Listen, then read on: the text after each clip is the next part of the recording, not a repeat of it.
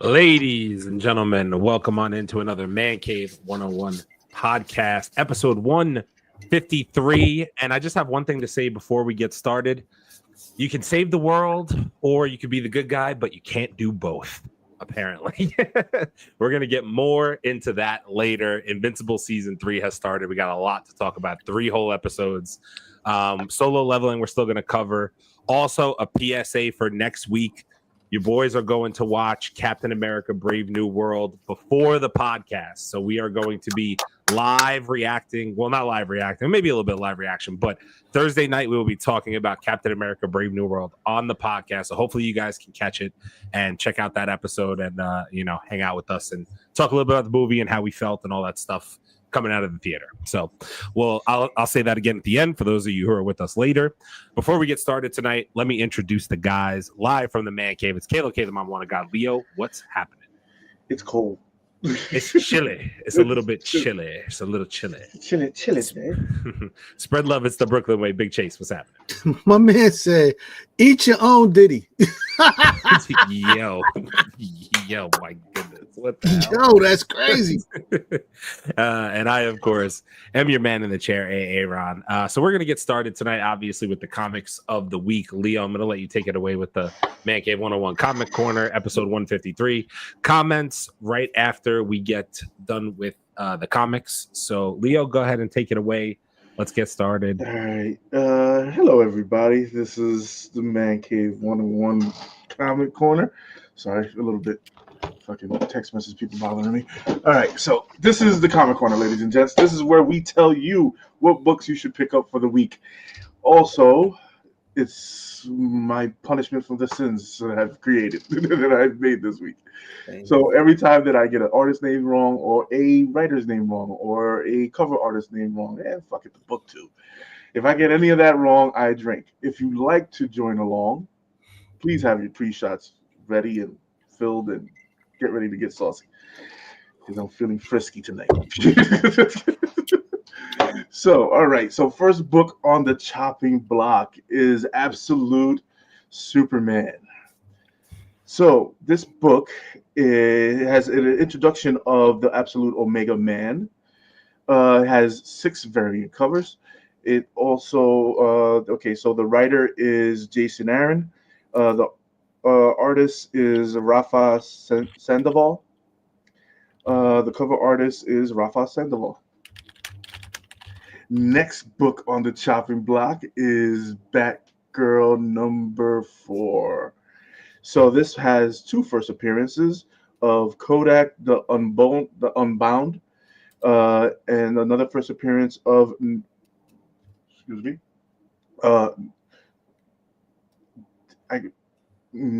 narrow.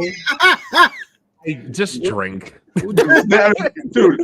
And I said artist, cover, writer. And I didn't say nothing about the first appearance. I will never agree to that.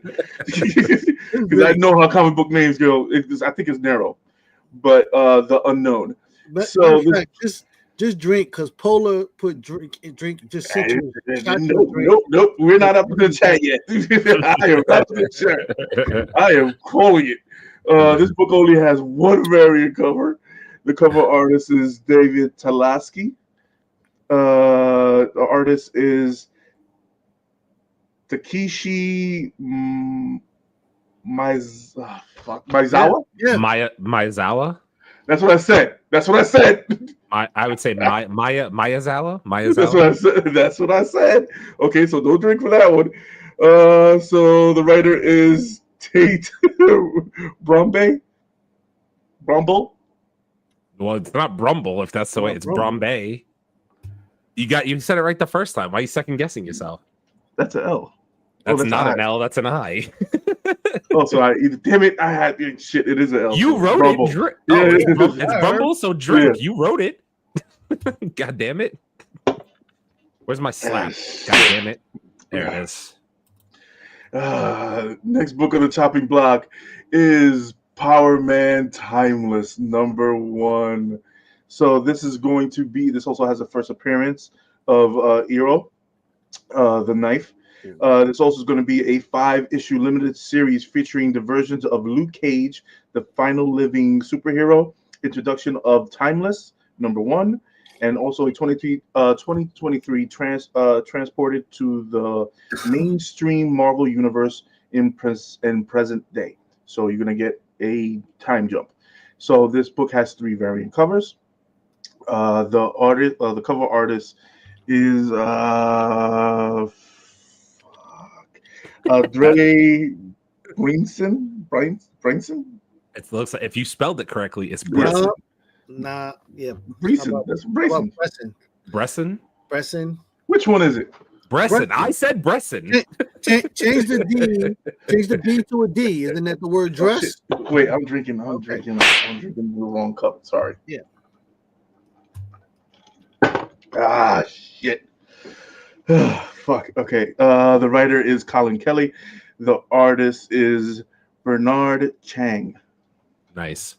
Remind me that I have something to say about Luke Cage after we get done with the comic corner. Yeah, I'm gonna have in today's episode of what pissed Aaron off in the TikTok realm. Just remind me that.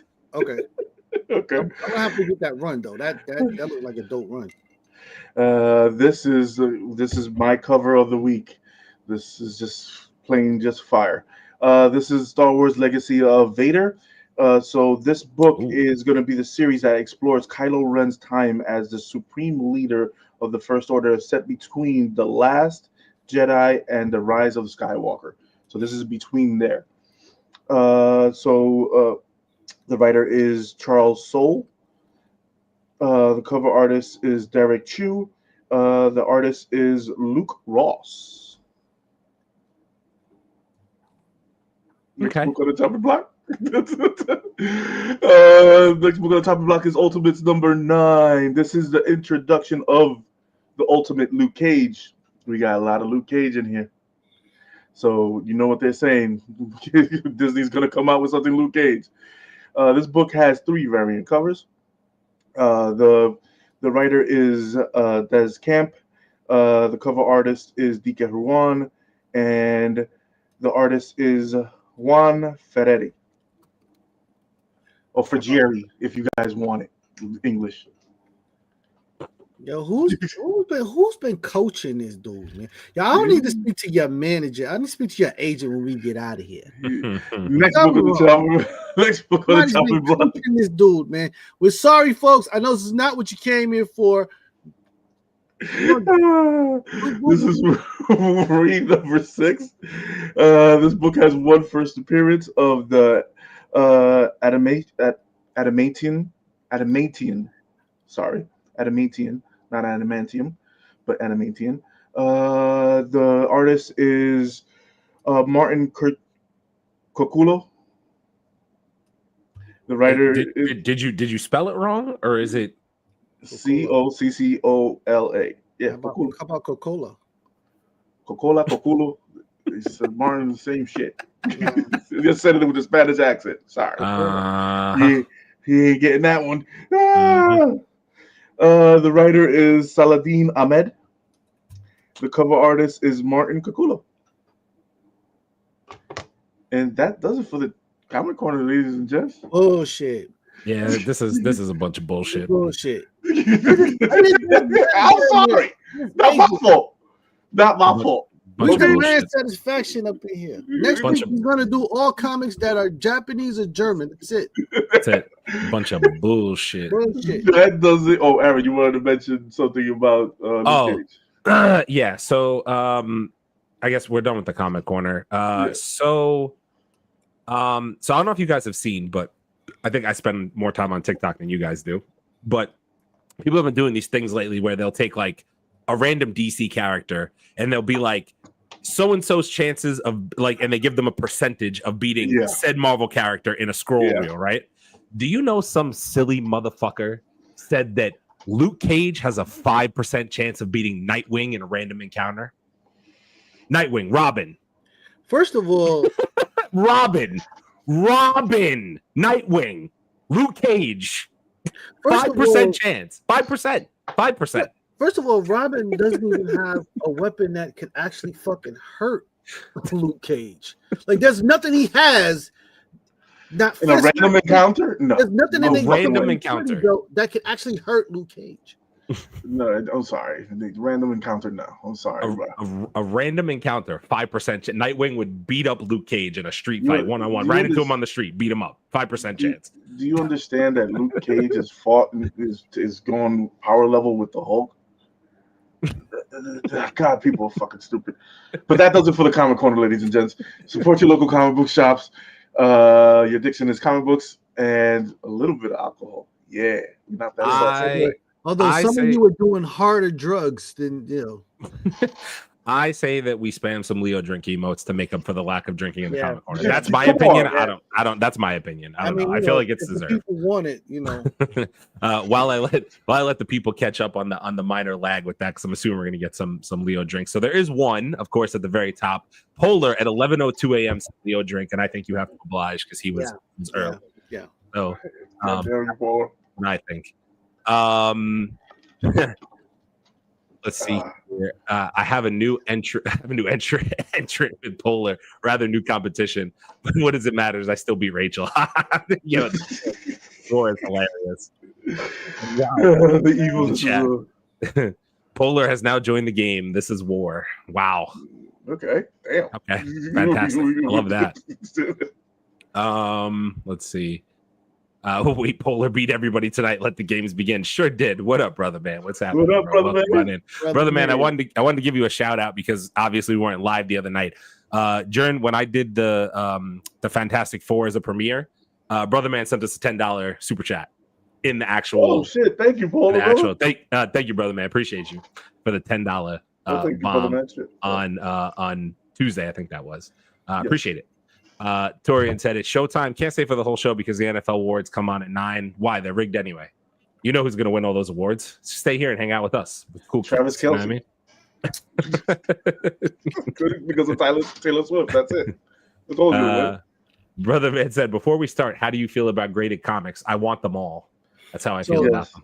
Okay, so first of all, let me jump right in here with this. First of all, I'm a fan of graded comics. I'm at a point now where because I curate my collection a lot of times when I buy certain comics, especially if they're like, something that's special. Like now we're looking for certain comics. I won't go into specifics at this point, but if I'm looking for a very specific comic, I'm trying to get the graded version of it first. And then if I have to do raw and then put it in, for me personally, it works because why give the CGC money when somebody else already has, and I can just pay them and get my hands on it. By the way, there's certain stores right now that have a special $39. Hey, do not be giving out our secrets. I'm not. If you're a hothead, if you're a hothead, you can get. You can holler at me. I'll tell you where to get it. Exactly. $39. Sharing is caring. Yeah, $39. Only hotheads up. It's good to know where we get our drugs. Hotheads, holler at us. We'll let you know when you can game up and whatnot. But yeah, I'm all for it, bro. I will have already seen Brave New World by the time the podcast begins because I got it like that. Torian, if you want to hop on next week, talk about Brave New World, we're gonna see it. So if you want to hop on and talk about Brave New World and your thoughts, more than welcome. Let us know. If not, hopefully you join us next week so we can all chat about it. Let's see. We're all going on Thursday. Yeah. Yes, we are all going on Thursday. What happened to the poll tonight? I failed because I'm usually that's Abel's thing. So obviously Abel is not here tonight, so that's my fault. Let's see here. Nightwing might have prep time though. That's one, Polar. That's definitely fucking one. Yeah, Polar. You get one for that one. And secondly, I said random encounter. Random encounter, there's no prep time. I'm talking about Nightwing walks up to fucking Luke Cage on the street. I got beef. He's getting the shit kicked out of him. That's what the fuck is happening. First of all, if Nightwing comes to Harlem, he's getting his ass kicked no matter what. I'm sorry. That's probably true. That's probably true. Let's see here. Leo drink again at 8:23. It's what he said. He said Leo drink. I don't know. It's in the contract.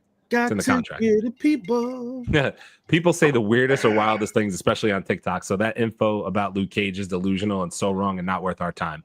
Yeah, I feel like people rage bait on TikTok a lot, and that's cool. It's fine. I just like sometimes I just look and I go like I don't get it because like there's just a lot, and I find this with like especially Batman and the Batman family. There's a lot of glazing going on. Like everybody's like Batman can beat whoever he wants, and I'm like, what's the situation first of all? Because obviously I have to give these bat stands their precious prep time. Because if you don't, then 90% of the time Batman's getting his ass whooped. That's reality. If it's a random encounter, chances are Batman, unless he's fighting like fucking Hawkeye, he's getting his ass beat. Like it's reality. All you need is a crowbar to whoop his ass. That's been proven. I mean, you know, Joker went on and fucked his ass up many a times. Yeah, people forget Batman doesn't kill, so you know, sucks for him. He used to be a badass. Mhm. Absolute Batman is out here chopping people's hands off and shit. Chopping people's hands off in the comic books and shit. I'm like, that's my Batman. That's the guy right there. Exactly. We should all drink since nobody made or did a toast. You know what, brother man? You are absolutely right. Happy Thursday. Happy, you know, I did forget. Happy Thursday. That's 3, Polar. That is 3. Cheers. Happy Thursday.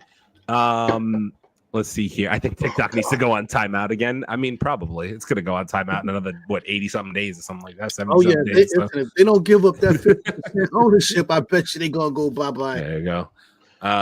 Let's see here. And also, didn't another less strong character kill Nightwing already, or was that Robin? I mean, I think Nightwing's had his ass whooped before by lesser characters. Yeah, like I don't know. Robin got killed by the Joker, and Batman still didn't kill his ass. Yeah, and Nightwing did die too. So it's like, and I think what's his name? Is it Toy Man? What's the one with the fucking big fucking head? I think it was their version of Toy Man beat his ass with a lollipop and shit. One of them blow pops. With a lollipop is crazy. Yo, he had one of them big ass like blow pop joints and oh my god, what the hell? Yeah, man. Somebody beat your ass with a lollipop. You gotta go get back, boy. Fatal said Leo's right. Batman started out killing in his first comics. Yeah, he did, and then they made him not kill anymore because you know PG-13 Batman. That's what we needed out here. It's great. Nightwing got at least 50% of the plot armor right.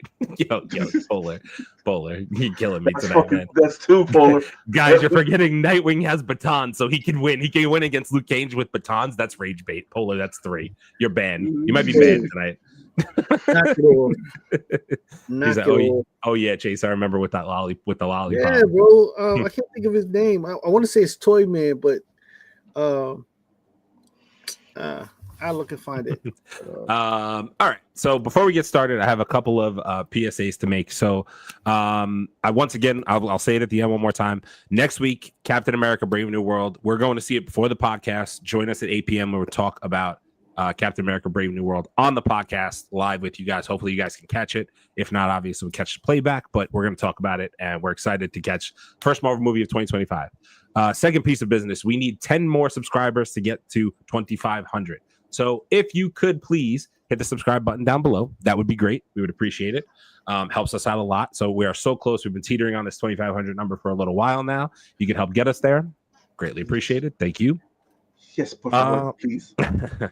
And I also forgot to mention that tonight, the nerdy news, we got stuff to talk about, man. Like Jonathan Majors potentially making a comeback to Marvel, the Fantastic Four trailer. We told you guys, if you watched our trailer reaction, we're going to talk about comparing the different versions of the Fantastic Four and the different versions of the Thing, since that was the major takeaway that everybody got from this trailer. Obviously, I have some still shots for all that we're going to go over. So yeah, hang out with us, and then obviously later we're going to get into a little bit of Solo Leveling, a little bit of Invincible. So yeah, let's take it away. Let's get started with the nerdy news. Oh, go ahead. You got something else? I'm sorry. Let me jump in real quick. So this is the guy I'm talking about right here. This guy right here. He beat Nightwing. Yeah, he's Toyman. He's one of the versions of Toyman. But yeah, he wore his ass out with that blow pop, bro. Jesus. I remember that. That's crazy. Oh man. All right, cheers. Let's get the news intro going here.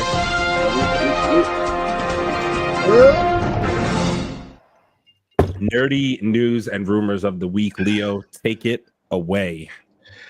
All right, Kit Harrington is reportedly in talks to play Hush in Matt Reeves' The Batman 2. I like the casting. I do like the casting. I like Kit Harrington. Yeah, because Marvel's taking too much goddamn time to make this. What is it called? Fuck. What the hell is it called with Blade and him? With Dark Knight. He's Midnight Suns. He's Black Knight. Yeah. He is, right? Yeah. Yep. He's supposed to be playing Black Knight, which we desperately need. I would love to see him play Black Knight. But this is for acting, yeah, give it to him. Yeah, this'll work. I still say the last time that we saw Robert Pattinson's Batman, I don't know how they plan on having Hush not absolutely mop the floor with this dude, but I don't know how far we're advancing in the Batman 2, all that bullshit. So, we'll see what happens. Me personally, if they're gonna do Hush from the goddamn comics, that guy's a killer, and this version of Batman would absolutely get the brakes beat off him in a fight against Hush. The only way you get that is if they go Penguin style with the story. You know what I'm saying? Like if they do what they did with Penguin with this next movie, you get that. I can see that. Yeah. But the problem is they're not gonna go do it that way. I guarantee you they're not gonna. That's in my dreams. Well, I'm telling you they're not gonna do it that way. That Penguin fucking series was done to perfection, and we didn't have Batman in it, so that's what the main thing that didn't spoil that damn series. Now we got fucking emo Batman trying to find a thumb drive going against Hush. He's had years to train though, bro. Yeah, bro, it wasn't enough prep time. I believe Alfred whooped Hush's ass before this Batman beats his ass. He needed prep time, bro. You need more prep time. That's all. Alfred is the fucking brains of that fucking Batman. I swear to God. You know what though, man? Like I just hope that for what it's worth, I'll just put this out here, right? So the Batman 1, I'll be honest with you, I was not that big of a fan, and maybe I'm alone in this department. I was not that big of a fan of what they did with Riddler. I didn't like Riddler that much in the Batman. I thought that he was okay. I didn't like the outfit, the costume, whatever, all that shit. You didn't like the duct tape and the garbage bag? No, absolutely not. I thought the way he tricked Batman was kind of good. I understood where they were going, but it wasn't my favorite, like, just iteration of the Riddler overall. You know what I'm saying? Like, I thought they could have done a better job. So that's my concern, right? But then Matt Reeves knocked it out of the park with Penguin. So I'm like, I'll give him a shot with Hush. He could probably do Hush really well. I just hope they don't downplay Hush from the comics. 'Cause Hush in the comics is that dude's a fucking killer. Yeah. Well, first of all, they completely disrespected the Riddler in that nasty piece of Batman movie and whatnot. I was thoroughly disgusted because the Riddler is, such a intelligent strategist.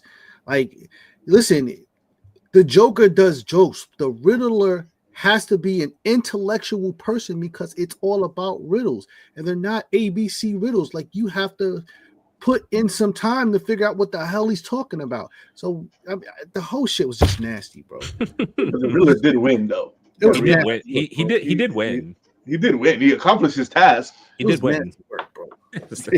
I didn't love that iteration of the Riddler either, though, to be honest. Yeah. But it is what it is. I mean, I feel like a lot of people really did like it, so I'll leave it alone. But and the way he did the Penguin, I'm going to give him a shot to redeem himself in the set. If my man literally, if Matt Reeves is really telling us he's story building to Hush, and we're hearing rumors about Scarecrow, and we're hearing rumors about a future Mr. Freeze, and obviously he teased the Court of Owls and the Penguin series, like he's dealing with a lot of really good Batman villains. I just hope he knocks them all out of the park. That's my whole thing. I want the Court of Owls. Fuck the Court of Owls is crazy, Owls. dude. And then after the Court of Owls, give me fucking a real Ra's al Ghul. I think they might build to that after a while. That might be the thing they do. That could be 3 movies in itself. Yeah. If you do another trilogy, that could be 3. Just Ra's al Ghul himself and his crew could be 3 movies. Yeah. Because you got to realize half of these people that Batman has been fighting are under Ra's al Ghul. Yeah. So, hang on, let's just touch on these comments real quick. That's dope because Hush and Bruce Wayne were childhood friends. Yeah, that's why I think this storyline would work. I think that there's a way that they could go with Hush. I just hope that they do a good job of building up Batman first from the first movie. That's all. I understand it was supposed to be year 2 Batman. It's a time jump going to be. How far after this does Penguin take place? Like that, those type of things need to be answered before I'm really on board. But like, I'm going to give Matt Reeves a shot because I enjoyed Penguin that much. You know what I'm saying? So like, that's what it comes down to. What happened to Hush? In terms of what? His face? We're talking about his origin. Or his origin? I'll be honest with you. I would have to go. I watched a more recent like comic iteration on YouTube of Hush. So I don't know the whole backstory of Hush. I know like one of the more recent comic runs of him, like towards the end. So Hush is basically, he has a lot of different like kind of mind control kind of stuff going on with him, and his villains are the way that he. It's hard to fucking explain. Let me find it. I'll do some more research. We'll do some more research. We'll get back to that. We'll do some more research because Hush could be another addition to the show since they already did Penguin. Yeah, they're gonna add in more villains. Riddler in Adam West days was dope. Yeah, he was before time. But the Riddler from the Gotham TV series was spot on the Riddler.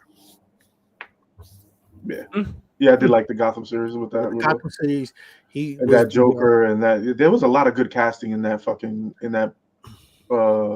the Gotham series. Yeah, the Gotham series is dope. There might be multiple villains in the same film. I think they're going to do multiple villains in this next Batman movie. I'm pretty convinced of it, honestly. How is he going to whoop multiple villains' asses? That's what I want. Bro, he's got prep time. It's fine. Don't worry about it. He could take C4 to the face. He's fine. He's got this, bro. John, welcome on in the OG Hothead. We appreciate you. Now I have to watch the first Batman. I mean, yeah, you do. If you haven't, you have to watch it after. If you saw the Penguin, you kind of have to watch it. So, yeah, that is where it is. They rarely mention him in DC nowadays at all. Hush. Yeah, Hush. Yeah. Recently, I feel like it hasn't been mentioned that much. There is a Batman Hush animated movie. I haven't watched that. I think I have to watch that. Is there? I haven't watched. If there is, I haven't watched. Yes, yeah, there is. There is. I have to watch it. Max. I have to watch it. Oh shit! I have to watch it then. Shit, I never know they came out. Actually, I didn't know that either. All right. Let's see. Marvel teases resurrection of the MCU Wanda Maximoff as the TVA's next big villain. So I'm confused. The reason why I'm confused is because at first Wanda was jumping through timelines trying to get her kids, and that was the whole premise of Doctor Strange in the Multiverse of Madness, right? She was jumping through the multiverse trying to find her kids. Yeah, American Sanchez. Yeah. Now she got stopped, and now she's just going to show up at the TVA like, "Hey, I'm here to fuck shit up." Is that what that's what we're going to go with, Marvel? That's what we're doing. She can't. The TVA will have to. The TVA will have to try to stop her because she's going to be ruining timelines. So just with that spell alone, she ruined timelines. How's that going to work? Yeah. So what show is this? What do you mean? Is this like is this the TVA's getting a show? Yeah, Or they've been having a show. They fucking had Loki, so the TVA yeah, is all about Loki. I'm just So saying, most so is likely, it a TVA show, or is I don't this know. the dog shit White Vision show, or like what show is this? Hell yes. No, no. I hope it's not on the Vision show. So that's what I'm saying. Please. Like, what show is this? They I don't know. the resurrection of MCU's Wanda Maximoff as a TV. So it's no longer Wanda and Vision. The TVA's. I don't know. Whatever. Forget it. Well, it's not even worth it. So Brother Man said it best. So how do they redo Wanda and not explain what happened to her? So the thing about Wanda, right, is that if you go back and watch Doctor Strange in the Multiverse of Madness, like my opinion, you don't ever see a body. They're not really dead. That's always how that fucking works. And at the end of the movie, you never saw a body. You saw her get buried under a. Oh no, you didn't. You saw the rocks come down, and then you saw a red flashing light. Right. So you never really saw her die. Exactly. I mean? That's when she portals the fuck out of there.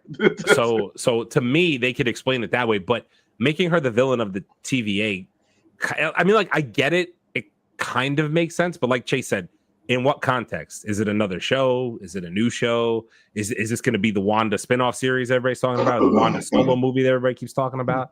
Because like they want her back. I don't know if anybody knows this, but Wanda's still widely considered by rating metrics, from what I understand. She's still considered like one of the favorites in the MCU in terms of popularity. People love Wanda, but it's like I feel like they wrote themselves into a corner with her on how to use her at this point.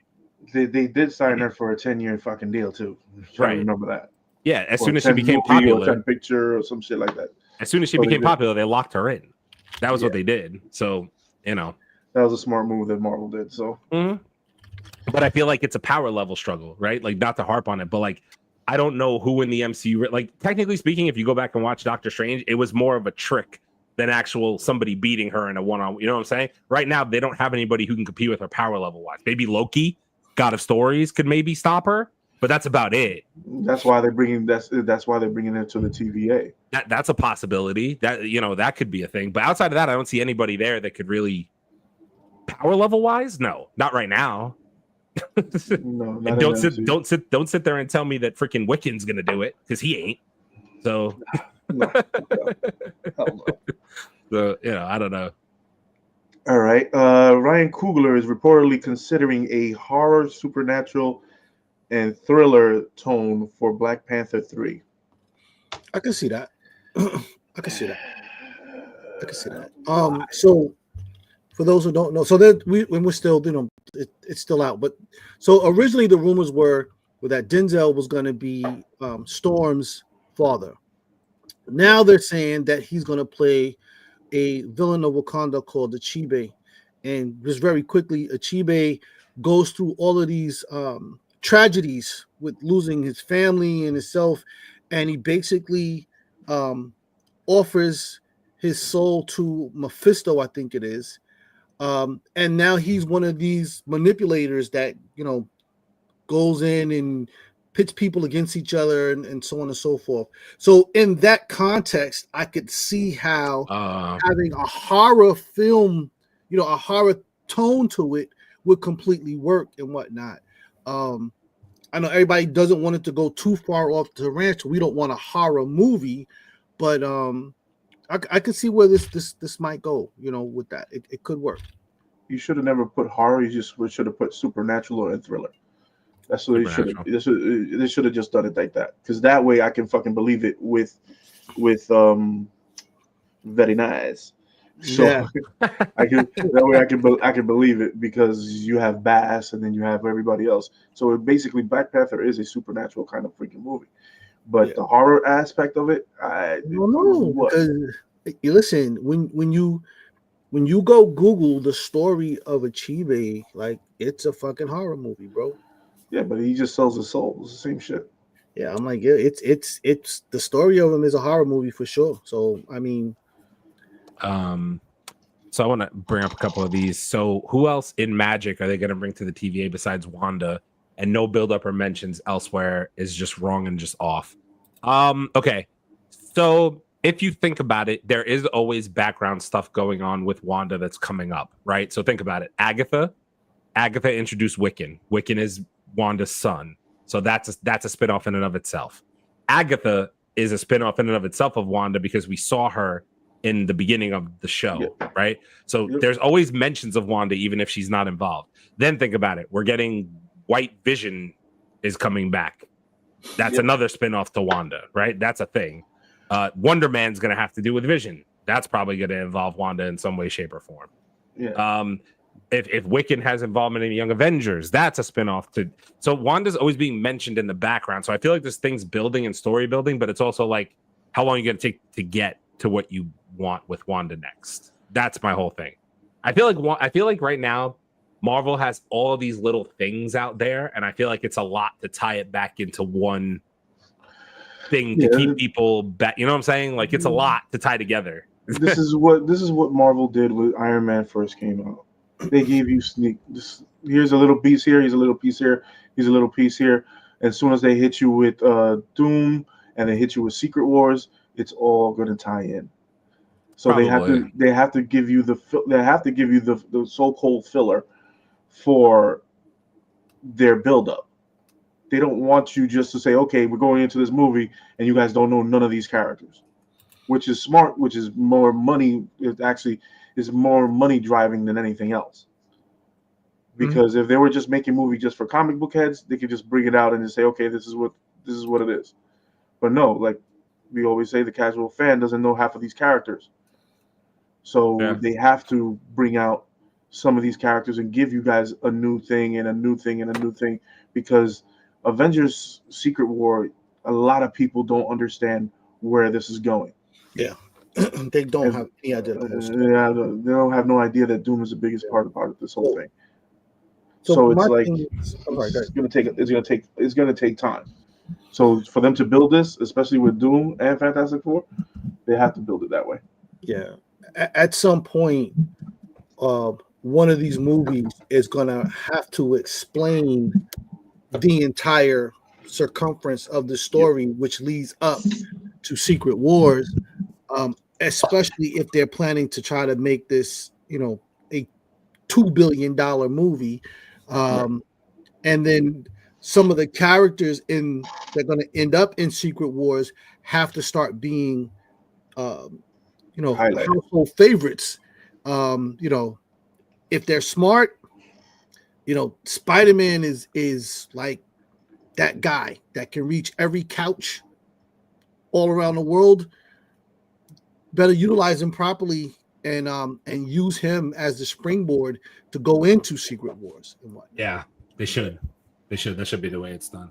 Brother man, I see you commented that twice. I'm gonna put it up here in a second. So now Denzel's getting a different role now. Why can't they make up their minds? I think it's just rumors saying that Denzel's in the MCU, but nobody really knows what he's doing. Exactly. Nobody knows. He admitted it to himself in an interview. He was like, "I messed up saying that what movie I'm going to be in." Because now people just gonna guess. Oh, he's gonna be this person. Oh, he's gonna be that person. Oh, he's gonna be that. Like you could pick 1,000 people out of fucking Marvel that Denzel can play in Black Panther. Because the first rumor didn't make any sense to me anyway. Like him being Storm's father, looking to like. That didn't make any sense to me anyway. Like you're not going to get $1 billion movie out of that. You would figure if you had Denzel, you'd want to put him in some type of prominent role, whether that's a villain or just a lot of on-screen time or a decent. I'm like, it's kind of like it's sour and sweet for me because I really wanted to see him become Blue Marvel myself. I want him to play Blue Marvel. That would be insane. Marvel can't handle that power right now. They completely smack the shit out of it. That would be too much. And Denzel wants to fucking retire, bro. Pretty much. Shit, he ain't gonna retire once you see that check, bro. If Miles brings that Brinks truck, see that check, he gonna feel like, fuck that. If it becomes hard, do they bring in Voodoo or Midnight Magic? I don't think they're gonna go that route. They should bring in Voodoo. They should bring in Voodoo. Brother Voodoo. Yeah. Brother Voodoo? Yeah, Brother Voodoo would be crazy. That'd be crazy. They should bring in Brother Voodoo. I don't know if I ever asked this before, but in case I didn't, do you guys think you could handle having Wanda's powers? No. Nope. Nah. Nope. I know I need my ass spanked. Nope. Because every time somebody pissed me off, you're going to an alternate reality, bro. I'm the alternate reality. I'm just fucking phased. I'll turn you into spaghetti real quick. Yo, and then bring your ass back. What did you say? Say that again. Mm-hmm. Can Kang or Doctor Doom take on Wanda or bring back Doctor Strange? Or I think it's supposed to say Shang-Chi. Can Kang and Doctor Doom take on Wanda? Kang can. Kang can? Can he? Yeah. Really? One of the versions of him, yeah. With his tech. That's the tech. Thing. That's the difference. We never got to see fully powered up Kang with the chair and all that shit. Yeah. In all fairness. And the thing is, she could. And the thing is, also, Wanda is. I'm sorry to say it, but based on the comics, she is the strongest one. One of the strongest ones in Marvel Universe right now. So, yeah, she is. No, she definitely is. You're right. That's 100%. So we have to realize that her power level is depending on the MCU and what they're gonna do with their power level. She already has the Darkhold inside of her. So once you read that book, you don't lose it. So she's a living Darkhold. So it doesn't matter if the Darkhold got destroyed. She already knows all the spells. It's already ingrained in her. In the in the MCU universe. If they follow the comics. So you know how it is. Yeah. Makes sense. All right. Let's see what we got. MCU X-Men reboot film will reportedly not be in an origin story. Thank you, fucking God. Yes. Like we know who the X-Men are. Yes. Exactly. We've had our 10 movies? Yeah, we know who they are. 8 movies or something like that. Yeah, we've had enough of it. We know who the X-Men are. You're not gonna do nothing different. Everybody loved the X-Men when they first came out. They loved them in the first class. So let's jump forward. But see, like I feel like there's a fundamental difference here, right? So like there's two different ways you can look at it, right? Because a lot of people will say, "Oh, well, Fantastic Four is an origin movie." Fantastic.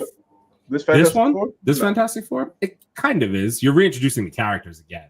You're reintroducing the characters again, but you're not gonna get the same. You're not getting the 616 Fantastic Four. No, that I can understand. What I'm saying is like technically speaking, if you watch that trailer, and again, I know we're gonna break some of this down later, but like if you look at that trailer, they are still giving you kind of like, oh, this is Sue's power. This is the Thing's power. This is John. Like they're still giving you that. Like it's an introduction, but it's but it's not an origin story. It's not an origin.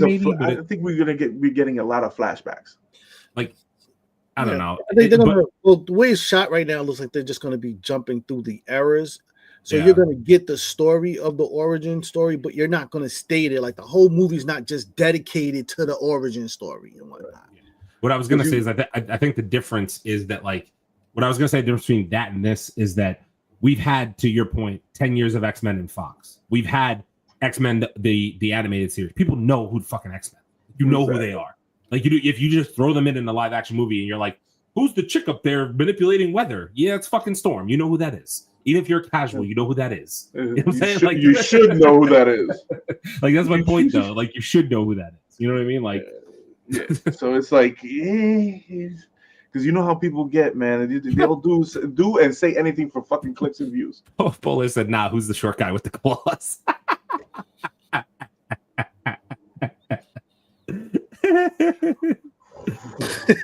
That's 4, Polar. That is 4. That's 4. That's 4. Damn it, Polar. Netflix announces July 2nd, 2025 release date for The Old Guard 2. If you haven't seen this fucking movie, go talk to him about it, bro. Matter of fact, we need to recover this on Man Food, bro. The Old Guard? Yeah, we do. The Old Guard. It's on Netflix. Good movie. Great fucking comic. Yeah, I've never seen that. So if you haven't seen this, watch it. And for the hotheads, I'm thinking about we gotta talk. The group has to talk about. I want to do something for the hotheads only, so that way it only stays for the hotheads. Yeah. Speaking of which, real quick, if you have not joined Fan Base at this point, Go join fan base. We might be doing some great stuff over there. Doing my research on some things. Might want to join us over there sometimes. Just saying. And plus, the money is good. The money is good.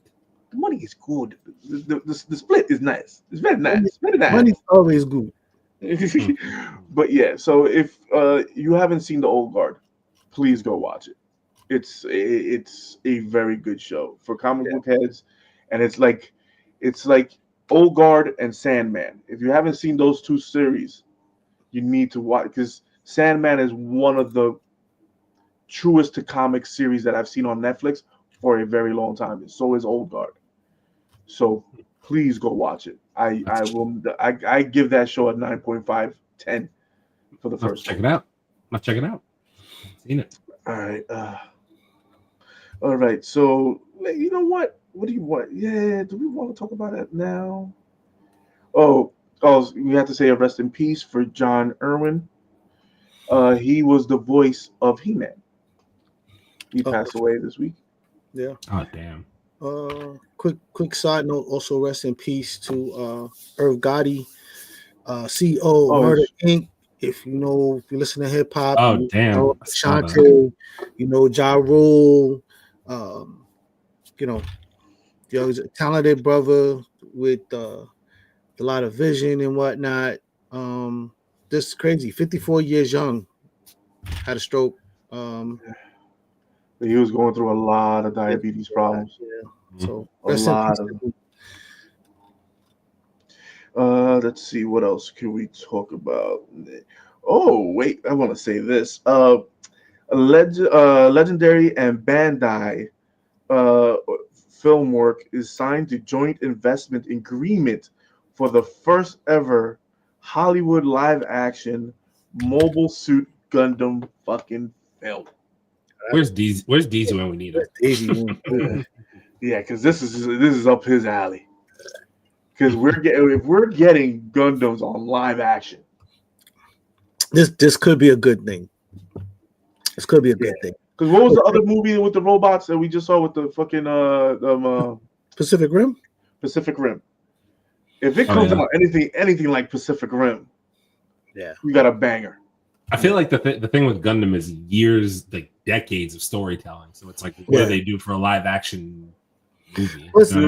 They can start wherever with Gundam. The core fan base is going crazy. Yeah, probably. I'm gonna say this could actually make a shift in movie making in terms of topic and whatnot.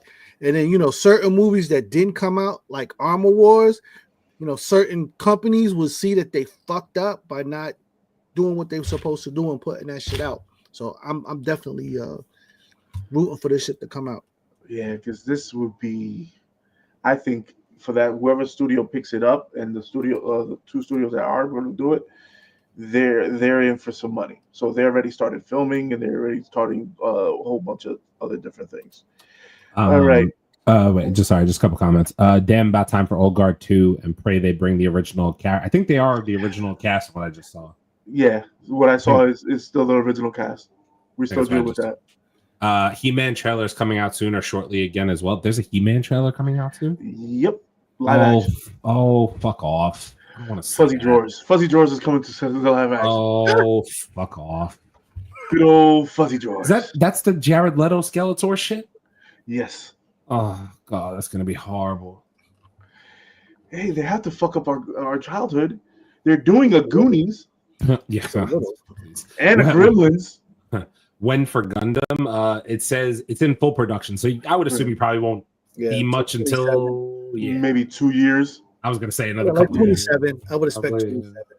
I wouldn't. Yeah, because the just in CGI alone, it's going to take them a fucking layer. To do it right, it's going to take them more than at least a year and a half. Yeah, just to get that CGI. Because those fans, like you fuck up a color. Like one of them knobs not turn when it's supposed to. Do not fuck with Gundam. You got to get that shit right. Yeah. But also the creator and the Gundam creators, are doing that, and the storyline and the people that did the animation are involved in the film. So hopefully we get what hopefully the fans get what they want.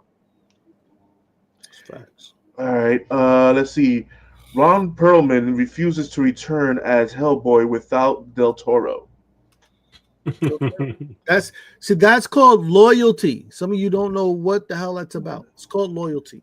Yes. He understands that the integrity of the movie will suffer if he does not have Del Toro in there. Yeah, and this is the thing. A lot of people won't take a check just for the hell of it. Yeah. Yeah. Skeletor gonna get gold grills. That's crazy work. Are they gonna get Polar. All right, you're back at 3, Polar. That's a good comment. That was funny. That might be comment of the evening. That's hilarious. That's probably the good comment of the evening. If Skeletor gets gold grills, he already has a purple on, bro. Great. He'll look like a pimp. Skeletor is a pimp. Can you imagine that? Yeah, pimp. Remember, keep your hoes in line. Oh God. Oh God. Okay. Rumor: a live-action Miles Morales will be part of the reboot Sony universe set to be established after Avengers: Secret Wars. Yeah. So. Yeah. Can we talk about this? Let's talk about it. Let's really talk this out.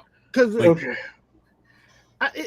I mean, it might be me, but Secret Wars is one of those. If Secret Wars does what it's supposed to do, who's going to be looking for? Like, do you understand how long Secret Wars, after it leaves the theater, will be on streaming platforms and people will be rewatching this shit? You remember how long Endgame stayed in fucking theaters? This is what I'm saying, bro. Like, yeah. A long time. Really long time. And then it comes out of the theaters and people see it, and I just don't see where.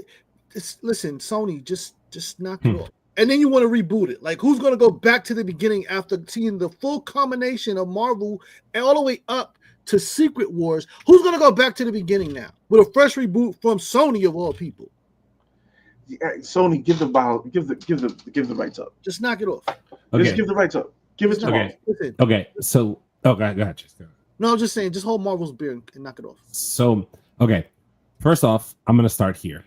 I said this last year on the 2nd year anniversary at Leo's house, or the 30th, whatever, at Leo's house. I said Miles Morales was going to be the live action Sony Spider-Man at some point. I called it last year. I saw where this was going already, right? Mm-hmm. Okay. Ready? Here's the entire rumor for you in a nutshell. This is what the fuck I think Marvel and Sony are doing. They are currently not in a power struggle, but they are trying to come to an agreement on how to use Spider-Man. Right? I think you have to take everything that comes out with any Spider-Man with a grain of salt. And here's the reason why I say that. I'm going to go as far as to say, I don't know if you guys saw, but Tom Holland literally came out and said he got engaged to Zendaya the other day. And then he had a rumor and he said, when I become a dad, nobody's going to see me anymore. I'm going to disappear from acting. I'm going to cut out my life. It's done. It's over. I'm done acting. Right? The MCU, apparently, the rumor has it that the MCU is not done with Tom Holland's Spider-Man and they want to put out one more 3-part movie with him. That's the rumor. They want another trilogy with Tom Holland. He's their moneymaker. He makes a ton of money for Marvel and Sony together, so they're not trying to lose him as Spider-Man right now the way it goes. Right? Stay with me on this. Just stay with me. Stay with me. Mm-hmm. The rumor has it that right now, the idea between Sony and the MCU is that Miles Morales is going to be introduced into the universe, the Sonyverse, at some point after Secret Wars. Sony is going to borrow Tom Holland's Spider-Man while still using him in the MCU, borrow him to be kind of like they did with freaking Spider-Man Far From Home, or I'm sorry, No Way Home, where they had the other Peters come out and they were like this is the right way to do things, son, because you're the young Spider-Man and we're gonna just show you the right way to do things because you're still young, right? So now Tom's gonna take that role and teach a young Miles Morales how to be the version of Spider-Man for Sony, and then Sony's gonna take him back to their universe after a combo movie that's going to be a Sony-based movie, and they're going to say, now the MCU gets to keep Tom Holland as Spider-Man while we get to keep Miles Morales, and Miles Morales is our Sony-verse Spider-Man. That's the plan. That's what's going to happen. Sony is going to take Miles Morales and make him fucking suck, because that's what Sony does best. That's what's going to happen. I agree. Why you just got to shit on my cornflakes? because I'm telling you, Sony is not going to give up their number one selling IP, which is Spider-Man. They're not going to give up the rights to Spider-Man. And right now, at this point in time, Across the Spider-Verse Part 2 is not coming out until 2027, the way that this shit's going. They're still recording voice lines for this goddamn shit. We're in the beginning to going into spring of 2025. This shit ain't coming out until 2027. Sorry, hate to say it. That's what I think is going to happen. Then at that point, we're going to be at Secret Wars. Then they're going to say, great, now we're going to have to do live action Miles Morales right after Secret Wars. Just look at the tea leaves. I'm telling you, just look at where it's going. You're right. What you said is, I think, is 100% right. It's spot on, dude. It goes with the storyline. 100%. I'm telling you. It will go with the storyline because nobody is going to compete with anything Avengers. Nope. Nobody. I don't give a fuck what company you are. Nobody's going to compete in the movies, with anything Avengers. Not one fucking movie studio. And I agree with you. And you also have to look at it from a Sony perspective, right? Look at it this way. They're saying, damn, we fucked up Spider-Man so many times that we listen, Andrew and Toby, they're legends. That is right. What it is. Did they have the best movies? Fuck no. They're still legends in the roles because that's who they were, right? But now Sony tried to reboot these villains and they fucking sucked. These movies sucked. Craven, Morbius, they sucked. That's it, right? So now they're saying, oh, we can't fuck this up again. I know. Let's start over with Miles Morales. We'll do a whole new fresh take on Spider-Man because the people will want to see it. That's Sony's mindset right now. Go ahead, MCU. You handle Tom Holland and Spider-Man because obviously you guys make the money there. We'll let you guys make the money while we sit here and fuck up another IP in Miles Morales because that's what we're good at. That's what we're going to do. Cool. Good for you, Sony. Good on you. But the thing is, okay, if we get Sony hasn't fucked up us. Okay, I give Sony this credit. Mm-hmm. Every first number one movie of when they change different actors, the first movie always slapped. Okay, I give them that. I'll give them that. The first Spider-Man slapped. So Spider-Man 1 with Toby and Spider-Man 1 with Andrew. The Amazing Spider-Man. The Amazing Spider-Man. They slapped. Okay. It was a little bit off. They slapped. Okay. But once we got deeper into the story, they fucked that up. Yeah, every sequel was. I will give you that. Don't get me started. Sequels, yeah. The sequels is where they drop off at. Mm-hmm. But the one thing that I'm gonna have a problem with is him introducing Spidey-Gwen, him introducing Spider-Punk, him introducing the Indian Spider-Man. I forgot his name. He's literally Spider-Man India. I think that's literally his name. Yes. So all the different Spider-Man, and if you take what you did with Spider-Man, Miles Morales animated, you do exactly that on film, you got a banger. Yeah, they're not going to do that though, because they already made money. But the thing is, they can double up on it. If they take the story from the first Miles Morales Spider-Man, the animation, and put that in live action with the MCU's Kingpin. Well, imagine that. Well, first of all, for me, they already fucked up because the second part of Beyond the Spider-Verse would have been the perfect introduction for this. Mm-hmm. Because now imagine you put out Beyond the Spider-Verse, and at the end of Beyond the Spider-Verse, both Spider-Men go live action at the very end of the movie. And now that leads you into this new Sony Spider-Man universe with live action. Like, that's the way to do it. You know what I mean? You have a superpower in the Beyond the Spider-Verse stuff. So why wouldn't you just utilize that? And if you want to go live action, you can go live action. If you do it properly, you can have both of them running. So see, I get what you're saying, but here's what I'll say. This is my I wish Leo didn't step away because he probably want to hear this too. I think my idea of why Sony wants to do this with Miles Morales is because you have to remember, right? So like Miles is still very, I hate to say it this way, but from a comic standpoint, he's still very new. You know what I'm saying? Like he's really only been in comics for what?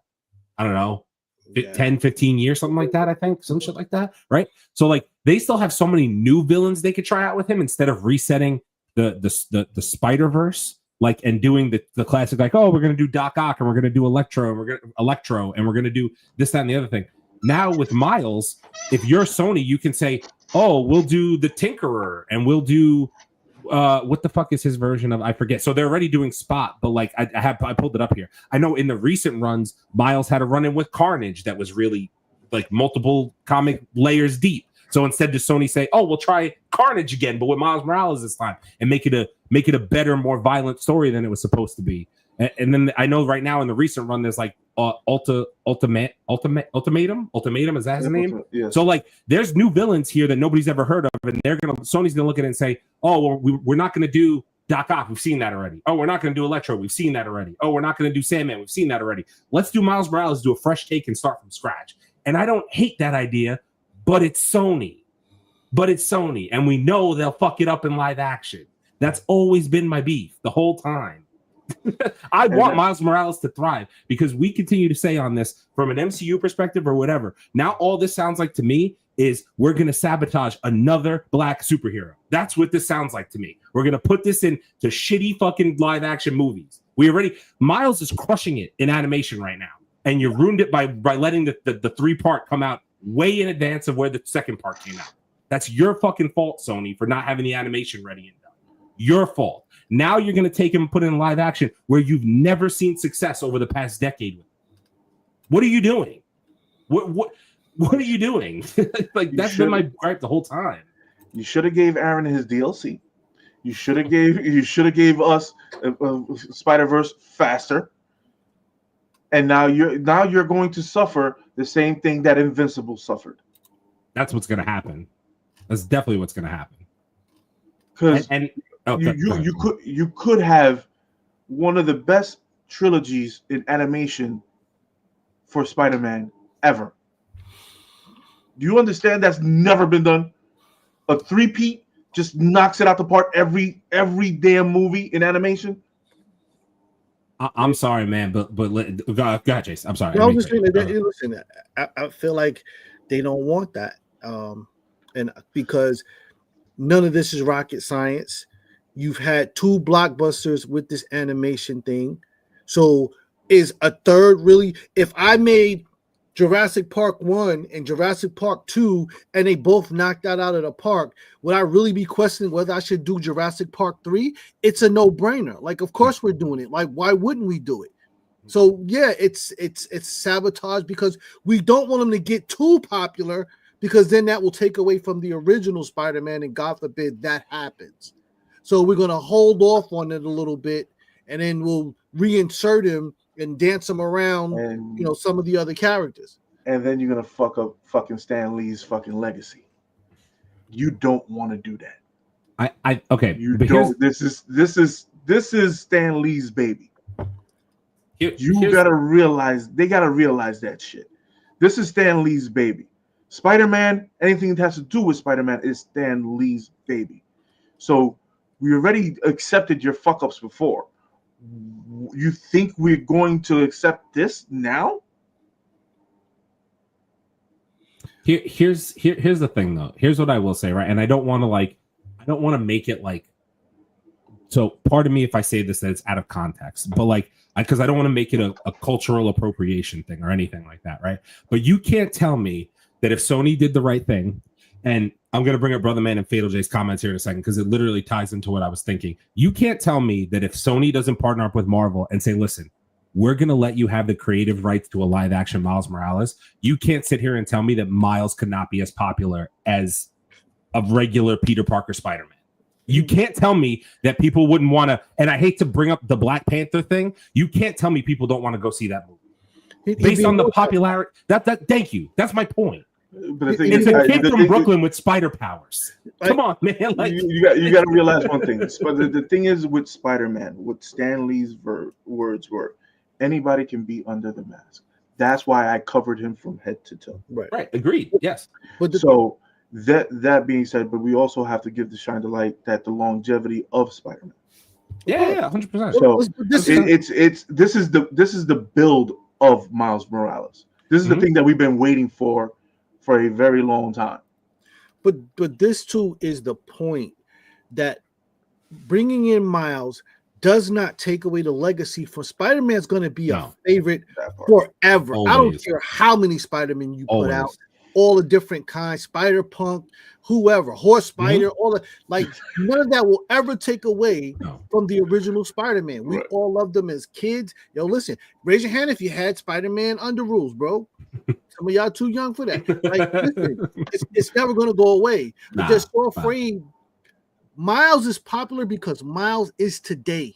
Miles is part of the culture of today. He's hip hop. He's he's got the Latin culture in that he's Dominican and he's like he's Puerto Rican. I'm not gonna take that. I'm not gonna take. But you know how it's gonna get. We're like, yo, he's Puerto Rican. Don't do that, Chase. I'm not getting involved in that one. I know how that shit get. But I'm just saying, like, he's part of today's culture. This was my argument originally about Iron Man, because Iron Man's character was supposed to be such a playboy, and the technology around him was supposed to be a part of who he was, which would have connected him with the audiences in a whole different way, because he would have been part of the lifestyle of young people. And Miles is that. Not to mention his powers go beyond what Spider-Man's powers are. You know what I'm saying? Far fucking beyond. That electric shock shit. Dude, you got to realize he brings in Anansi. And you talk about you talk about that saga alone and him fighting himself. It's money waiting to be printed. Yeah, the popularity just from the animation alone right now is ridiculous. Yeah, I mean, like, long story short, all I'll just say is that, like, if we are going to get live action Miles, which I know it's going to happen, I've been knowing it's going to happen, I just hope Sony does the right thing and involves the MCU, because at least then at that point they have the chance of making it the success it should be. And that's me saying that, listen, I wasn't the biggest fan of the first Spider-Man, No Way Home and freaking Homecoming. I was the biggest fan of those movies, but they still made $1 billion almost. Homecoming I wasn't a fan of. The first one I was a fan of. But at the end of the day, the MCU knows how to do it better than Sony. So at this point, you better collaborate and do it correctly. Do it right, or just you're going to suffer the same consequences you've had the past with the villain movies that you've been doing, and that's freaking whatever, Madam Web. And that's why they're taking this hiatus with everything. Mm-hmm. Because I'm sorry, Craven, he's the right actor to play Craven. The script was shit. Yeah. The fact that Aaron Taylor Johnson. Yeah. Yes, he's the right person to play. He's the right person to play fucking Craven. He is the right person to play Craven. Morbius, it's always suffering from the fucking script. The script. It's always the script. It's always the fucking script in the line. Always the script. Because you had the right actors. You could have had the right actors for Madam Web. You had a great. The villain in Madam Web did a good job for what he got. I still haven't watched that shit. But the fighting scenes are on point. The fucking the dialogue is what throws me the fuck off. Yeah. You know what I mean? So it's the way they shot it, the way the person that did it, the way that the script, that they didn't follow the book. All you have to do is follow the fucking book. Follow what made money. That's it. You can have your creative differences. You can have your creative things. And okay, put this there, put this there, put this there, put that there. Yes, but you have to be with Miles. It's of the fucking culture. Hey, Leo. What? What's the book? It's a thing that has a front cover and a back cover. And the shit in the middle has a lot of important shit inside. Oh, I see one of those around here somewhere. You know what I mean? Read the motherfucker that you'll get a lot of insight. All right. Let's see here. So Brother Man said, wait, is Sony doing Secret Wars? Hell no. Sony's not doing Secret Wars. They're not. No. The only reason why Sony gets any credit for doing anything in Secret Wars is letting Marvel borrow the IP that is Tom Holland's Spider-Man. That's it. Outside of that, they don't have anything else to do with it. Yep. And they might get their little Sony sign on the thing. Sony, just because Tom Holland. That's it. Does Sony have any deals or contracts or agreements with Disney or Disney Plus? They have agreements with, I think they have agreements with the MCU in order to the rights for Spider-Man, which have gone back and forth. And are they going to lose the IP? Are they not? And this, that, and the other thing. But I don't think they have anything with Disney or Disney Plus in regards. You gotta realize one thing. Sony gets money from the Spider-Verse because it's on Disney Plus. It's on Disney Plus, yeah. So that's the one thing that they're getting their money from. Because it's on Disney Plus, and they most likely they're not getting the whole fucking check because Sony doesn't have its own network. Not a fan of Bully Maguire. No, I love Bully Maguire. What do you mean? I mean, like, listen, the sequel to Leo's point, the sequels to the Spider-Man movies were always. Yeah, but the first one's always slapped. Everybody got to admit that. Yeah, I would agree. Miles is Sony's only hope. I hope they partner with Marvel if they actually do the film. That was the point. Yeah. Can Sony partner with Disney Plus? I mean, they could. They are partners. They are partners with the Spider-Verse and and all the Spider-Man movies, the Cravens and all that other stuff. It's going to be on there. But the problem is Sony it knows its breadwinner.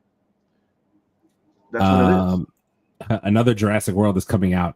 Trailer reaction coming later at some point. Because I told the guys I recently got back into dinosaurs again. Don't ask me why. I went back and watched all the old Jurassic Park and Jurassic World movies, and I'm so locked in for the first rated R Jurassic World. Don't ask me why, but July's gonna be fucking busy. There's too many movies coming out, and I'm going to see Jurassic World. So sideshow coming for Aaron, the fucking T-Rex. Rexy? Rexy? Love Rexy. They do have it, just to let you know. But sorry. I will also, I'm going to say in our trailer reaction, though, the Velociraptor, the GOAT of Jurassic Park, Jurassic World. The Velociraptor's the GOAT of Jurassic Park, Jurassic World. So I love Rexy. I like the spitty one. It was only in the early iterations. Exactly, yeah. I was like, this motherfucker just spit in his face and melted him. In the later versions, even though I hated Chris Pratt in those movies, I hated Chris Pratt in the most recent Jurassic movies. His Raptor Blue, I loved Blue. Blue is the best. The whole fucking time, Blue is the best. I was like, damn it, Blue is the coolest fucking dinosaur they've ever done. I do love the freaking big ass crocodile in the lake, though. Whatever that is. The Mosasaurus? You know all the goddamn names now, too? Shit, what the fuck? You went deep in the goddamn Jurassic World, bro. I love dinosaurs, bro. I love dinosaurs. What's the what's the one that they made in the last one? The big raptor. The Indoraptor. The Indoraptor. See, that's not fair. That's cheating. They took a raptor and they made it like larger and like faster, and it had the ability to do stealth technique and shit. Like, that was fucked up. It was playing like it was asleep to bite the man's arm off, bro. Crazy, bro. You saw that? That motherfucker opened his eyes and looked at it one time and closed his eye real quick.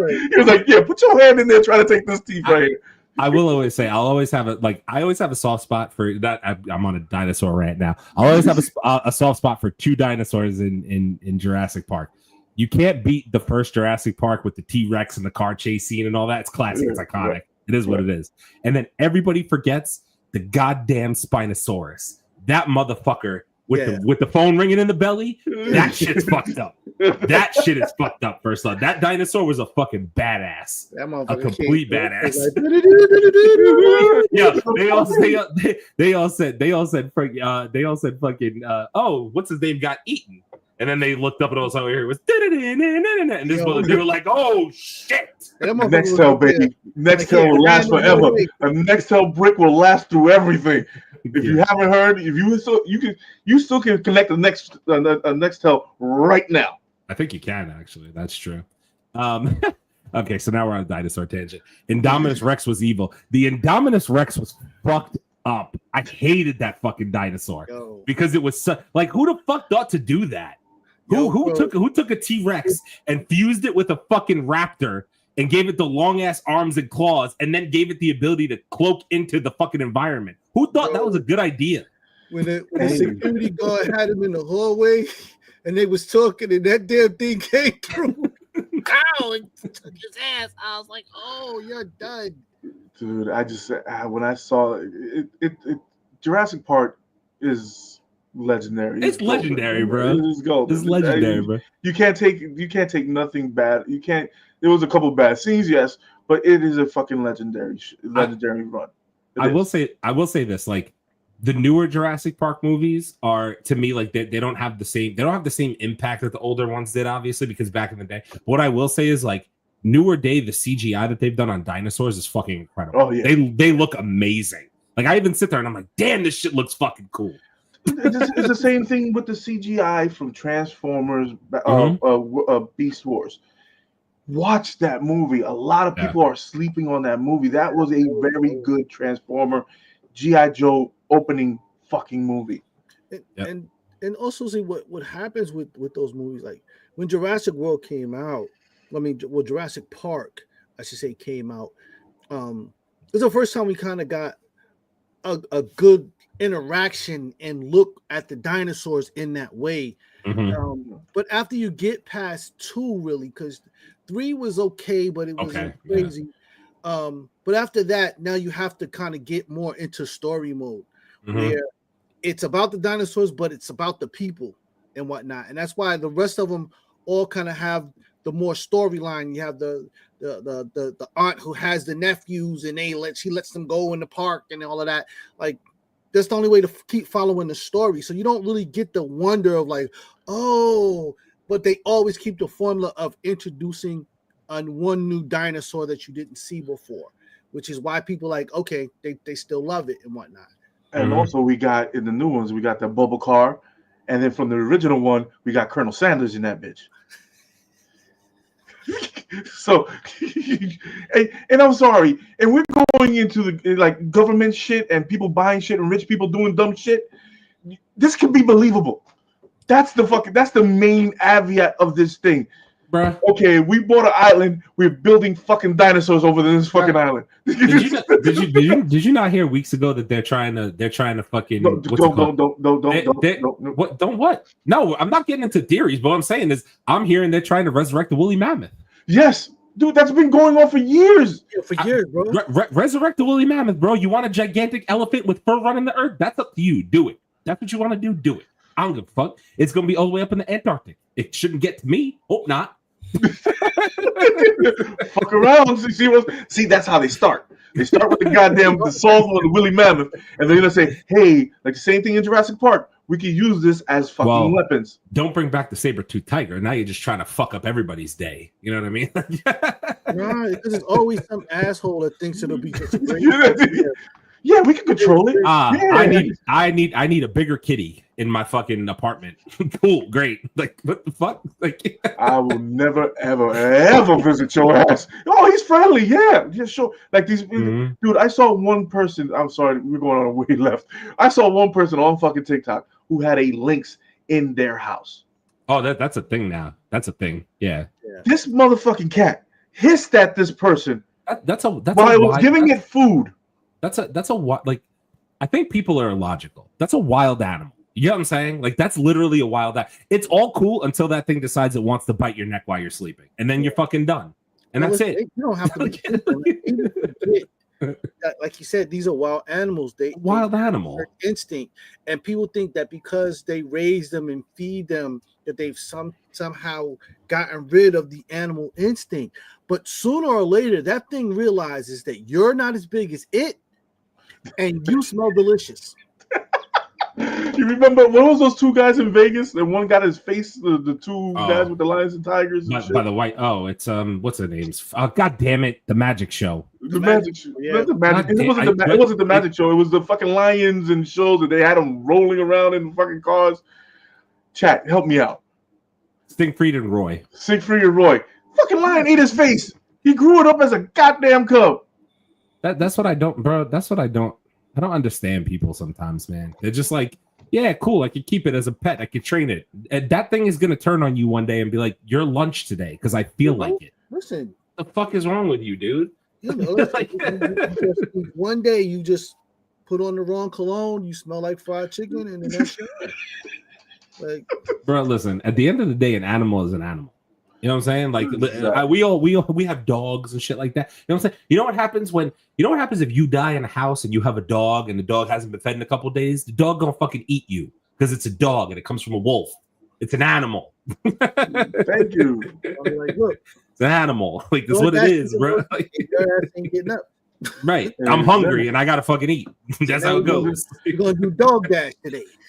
We as humans, we used to do that too. So let's not go on that fucking tangent. Right. Because we went way left. Hang on, let me just catch up on these comments. Hang on. New technology has ruined the fabric of creativity and authenticity. If you mean in regards to Jurassic World, if that's what you're referring to, because that's what we were talking about when you said that, the story for Jurassic World fucking sucks, and I'm glad they reset it. The recent 2 movies, the story is ass. That I will fully agree with you. Like, and sometimes I feel like that's due to the fact that they want to get so fancy with shit. The villains were cool. The bad dinosaurs, the Indoraptor, the Indominus Rex, cool fucking villains, but the stories were fucking ass. That's what happens. You know what I mean? Yeah, you also have to realize with this AI shit. Oh yeah. It's going like Chase always says, we're not putting that fucking genie back in the bottle. It's out. It's done. Yeah, it's just done. It's done. So looking for creativity and an easy way out, that's it. And also they try to make these movies family movies, which I understand why. You know what I'm saying? Side note, Jurassic World is the first rated R Jurassic movie. Just FYI. Yeah. The new one, the Rebirth, the first rated R Jurassic movie. Yeah. This bitch gonna be bloody as shit. And this is how you get to the end of the series, because then they start doing all the shit we want them to do from the first one. They start getting that R rating. Like, okay, we're gonna start having people get choose. Yeah, but we did have a lot of chomping in the fucking first one, bro. Yeah, that T-Rex was doing work. That motherfucker was doing, and the Raptors were doing fucking work. Yeah, but I mean, when they got into that tall grass, my instincts just kicked in. Say, turn the fuck around. Oh, y'all dead. As soon as I saw them walk in the tall grass, I said, y'all dead. Y'all dead. Bro. You see, with it, the first one with Chris Pratt was dope. The Indominus Rex one. Okay, I lied. The Indominus Rex one was pretty good. As a movie, it was pretty good. The last one with the Indoraptor was fucking garbage. The Indoraptor was cool. The story was garbage. Complete fucking garbage. The Indominus Rex was the most violent by far. Agreed. If they would have given the Indominus Rex a rated R fucking rate, because that movie was violent as shit. Yeah. And it was PG-13. That was a PG-13 movie. This shit's rated R. You gave me rated R, Jurassic Park, and Scarlett Johansson's in it. I'm locked the fuck in. I'm locked all the way in. I need Scarlett Johansson to automatically just go swimming one day. Oh, you know she's going swimming at some point. That shit's happening. Yeah, I just needed to go swim one time. That soldier scene where they sent all the soldiers in to fight the Indominus Rex was the dumbest shit I've ever seen in my life. Dumbest shit. Like, as soon as somebody said your orders are to go fucking bring down the Indominus Rex, fuck you, I'm fired. It's my last day. Fuck out of here. Where's the ship? You go do it. I'm the fuck out of here. Send my check in the mail. The Rex is over that. The Rex is over that way. I am going that way. Fuck you. No way. No way in hell. Sabretooth can barely fit in the house, so good luck. I mean, you know, people find ways, bro. Keep it leashed in the yard. It's great. It's fine. Dude, we had a person keep a tiger in the Bronx. Yo, remember that? Yeah, that's what I'm saying, bro. In an apartment. Right. Yeah, 2-bedroom apartment in the Bronx. He had a damn tiger. So don't tell me we couldn't get a Sabretooth. And for years he had the damn tiger, and they called him the Tiger Man. Yep. No, that's just FYI. That's insane. That's insane. And the shit was big. I'm talking like. And you used to sit with it on the fire escape. Oh shit, he dropped. But yeah, the guy, he used to sit on the fire escape God with damn the it. damn tiger. With the damn tiger. Yo, I So remember that, bro, that was so crazy. you think, dude, that shit hit all New York news, Oh, yeah, everything. everywhere. Like, dude, are you fucking? Are we talking about like bigger than a fucking bull mastiff, big, in a fucking apartment that's literally like a hallway with 2 rooms off of like this? If you've never been in a Bronx away apartment, it's a what do they call it? Alley apartments. Alley with closet rooms. Alley closet rooms. Yeah, that's what it basically are, Bronx apartments. Brother Man said the Ichthyosaurus and the Plesiosaurus are water dinosaurs. If you watch the trailer, we're gonna do a reaction later. They are bringing out, so the Mosasaurus is back, the Spinosaurus is in the water, and they're also doing the dinosaurs that look like crocodiles that are going to be in this movie. Just so you know. What's the big one? The big one's the Mosasaurus? I think it's called the Mosasaurus. I'm pretty sure that's how you say it. That motherfucker is ridiculous, just so you know. That motherfucker's ridiculous.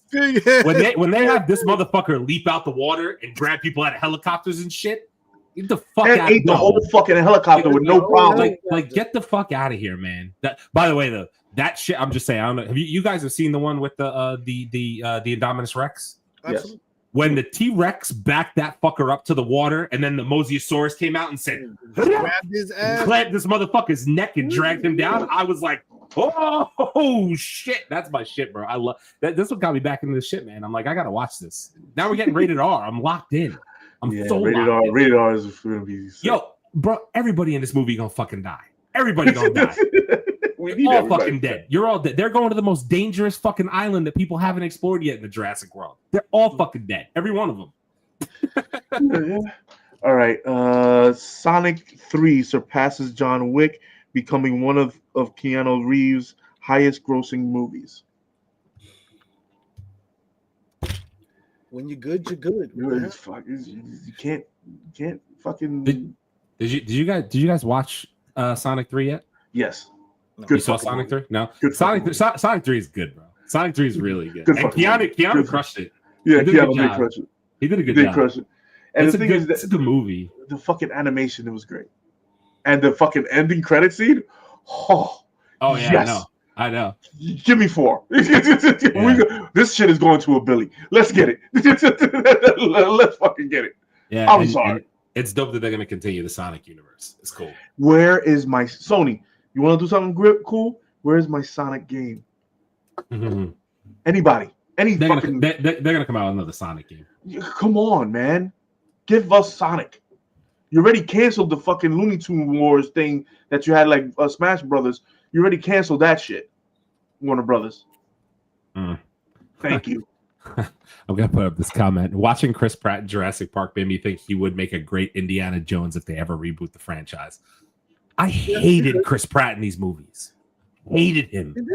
I hated Chris Pratt in these movies, bro. No. I lie. In the first one, he wasn't bad. He was pretty good in the first one. I didn't like the first one. I didn't like him in the second one. I don't know what it was. He kind of was taking me out of the movie from time to time. But yeah, the second one I didn't believe him that much. The only time I believed him was when they had the ball in the water. That's about it. That scene was cool. That scene was cool, honestly. But you have to realize the one thing that we do need is to have Chris Pratt. I say, don't give it to Indiana Jones. Give it to Tom Holland. Indiana Jones, Tom Holland. Have you guys seen Uncharted? I haven't watched Uncharted. People didn't like that movie, bro. I didn't watch it yet. Dude, that movie, I don't know why, but it had every Indiana Jones feel to it. Inference, okay. Well, I mean, Uncharted is kind of. I mean, it's not the same thing, but it's yeah. We also had Antonio Banderas in there playing the badass. So, and I think that's another one. Like we talk about Chadwick, but anybody trying to play something behind Harrison Ford is gonna have a hard fucking time, bro. Like that's a big bag to carry. There are things that Harrison Ford does that's just a part of his character when he's acting. His bag, yeah. You're not gonna be able to like redo that, bro. Because you gotta remember, you look up anybody who doesn't know about Harrison Ford. Look up his IMDb. Yo, just make sure you got some time because that shit's long as hell. Look up his IMDb and tell me. Yeah, Fatal J said, bro said Tom Holland, Leo's tripping. Leo, that's one. Jay, have you seen Uncharted? Oh shit, that's funny. That's what I have a question. But yeah, so okay, so let's get back to the fucking news. Let's get to the news, all right, so let's get to where do you guys want to start off? Let's start off with Jonathan Majors. Okay. Jonathan Majors is rumored, Kevin Feige is rumored to have him come back to the MCU. Well, listen, listen, he never should have left. They obviously need to continue and finish the timeline that we all know is supposed to happen and whatnot. So yeah, bring him back. Let him do what he. Let me tell you something. If they bring him back, he is going to fucking burn. You hear me? He is going to fucking kill everything moving on that screen. He might be too good. He might cut the shit out because he just might. Get him now before that Magazine Dreams movie comes out. That shit going to be next level. Because he's fucking acting in that shit. Yeah. So this would be my concern. So bring Jonathan Majors back to die quickly. I feel like they would only use him to get over to Doctor Doom if they did it. That's my worry, is I wouldn't want them to do that. But that's the storyline anyway. It is. It is anyway. Like we gotta realize that the thing is that we as comic book and people of the lore, we have to realize one thing. What do we want? Do we want comic book accurate, or do you want something different? Because if you want either the one of the two, you have to take what comes with it. You can't say, "Oh, I want comic book accurate," and they do comic book accurate, and you guys don't like it. I Eternals. If you don't want comic book accurate and the movie sucks, any Fantastic Four movie, you have to live with it. So you either have to die on that sword, or say which way do you want. I'm in the balance of being in between. I want a lot of when it comes down to the costumes, when it comes down to half of the storyline, it has to be comic book accurate to explain it right. But I'm also want to see where you guys took it, because where they took Avengers Endgame and Civil War and what was the other one? Fuck, I forgot the one before that. Infinity War, Civil War, Infinity War, and Endgame. There's a lot of pieces missing out of those storylines. But they slapped. Yeah. They did the right thing. So we have to live in the middle. That's me personally, that's where I live at. I have to live in the middle because I know I'm never going to get comic book accurate, because when I do, everybody dogs on it. Yeah. But half of the people haven't seen Sandman, haven't seen the comic book accurate movies that are slapping. So, and that doesn't even have to do with Marvel. Yeah, I mean, like, look, I'll say this: I wouldn't hate to see him back. Obviously, I'll bring up Fatal's comment. So, like, guys, sorry to be the bearer of bad news, but Marvel debunked this rumor the day after the rumor came out. They did debunk the rumor, but that is something that Kevin Feige will say. I was gonna say, if they're really in talks, it's probably something he wouldn't. He would never bring that out. I would assume. I'm gonna assume that they're probably not gonna do it though. That's just my opinion. I'm gonna assume it's gonna end up being a thing where they cut ties and they're just gonna say, nah, like we're good. And the thing is, Screen Rant, Screen Geek, a lot of the major scoopers said the same fucking thing. Yeah. So it's not just coming from one source. How about Jonathan Majors in DC? Sure. Yo, it doesn't matter where he lands, he's gonna kill. Like I was gonna say, like listen, you put him as a Green Lantern. Yo, they're not ready for that, bro. Then I'll say James Gunn is slapping. You give him as Jonathan Stewart. Plus, Jonathan Majors would get a 4-finger ring. He wouldn't get a regular joint. It'd be interesting. John Stewart. You give me him as John Stewart, we were fucking good. That's the plain point blank period of it. All right. Well, what was the other big news that we have? Oh, we have to talk about We talked about the Wolverine recasting, right? Henry Cavill? No, we didn't talk about Cavill. No. Okay, so supposedly, sources say that Henry Cavill has been casted as Wolverine for World War Hulk 2026. This is bullshit. I can tell you for a fact this is bullshit. Well, he's not the Wolverine. He's a Wolverine. So he's supposedly playing a variant. He's not playing Hugh Jackman's Wolverine, who we all know is Wolverine. Which that on that plane, I'm completely with it. You tell me that we go in World War Hulk, right? You tell me that the Incredible Hulk is going to eat Wolverine, and it's going to be Henry Cavill instead of one of the best storylines that we have of a Hulk is World War Hulk. And you tell me you're going to give that to Henry Cavill? No knock on Henry Cavill. Instead of giving it to Hugh Jackman? Yeah, you missed the bet. I could see why they would do that. Especially if, being that it's World War Hulk, if there's going to be the type of gratuitous violence I'm hoping we get, it would be lovely to have somebody the size of Henry Cavill going up against. Anything that says World War Hulk, it better be fucking TVMA and R-rated. I mean, it probably would be. No, it better have a rating of get your kids the fuck out of here. Yes. Yes. So that part. All right, and then we have one of our major news is the Fantastic Four. I guess let's just get into the Fantastic Four of all of it, huh? Let's just talk about it. Let's just fucking get into it. Where do you want to start? You just want to talk about the trailer a little bit of itself? Yeah, let's just fucking start wherever, bro. We can go wherever. Okay. Everybody's seen it by now.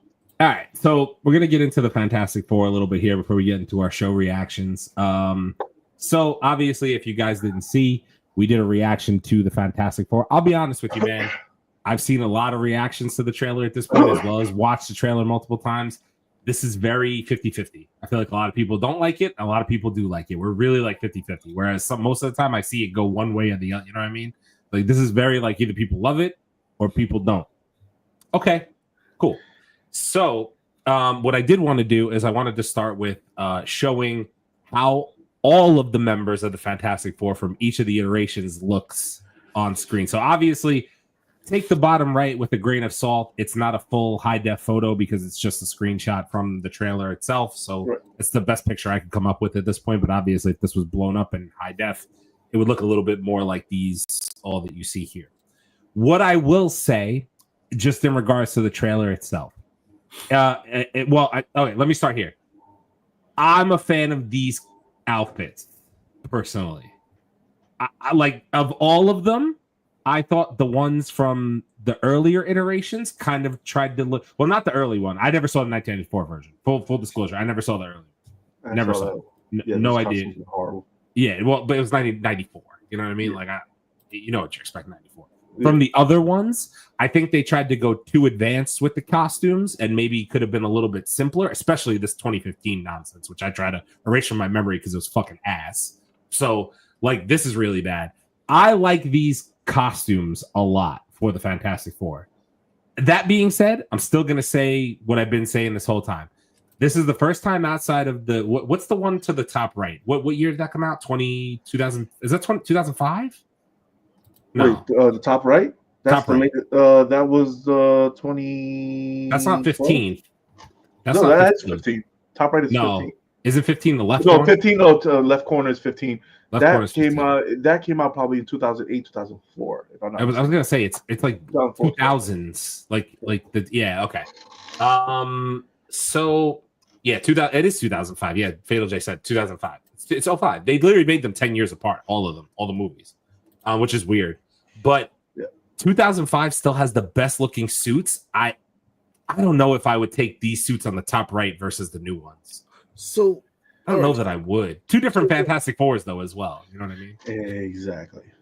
So the suits from the first one are actually from the Fantastic Four cartoon, I believe, the animation, cartoon animation. Yes. The second one actually comes from, I believe that's the late 80s, early 90s version of the Fantastic Four cartoon. I don't know what the hell they were doing with the Michael B. Jordan thing. Like somebody just really tried to like have their wet dream with that.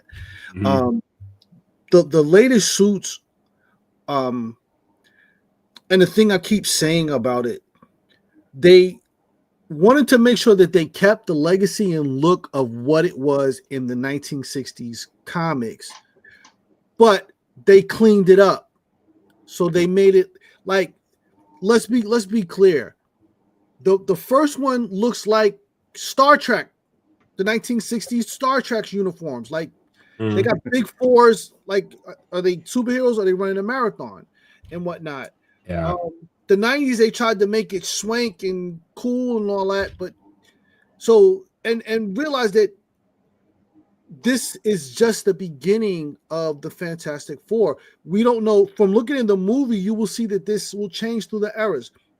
People that are hating on this thing have no idea what they're going to get. They just saw, oh, it's going to be old. It's going to be 1960s, and that's why they're hating on it and whatnot.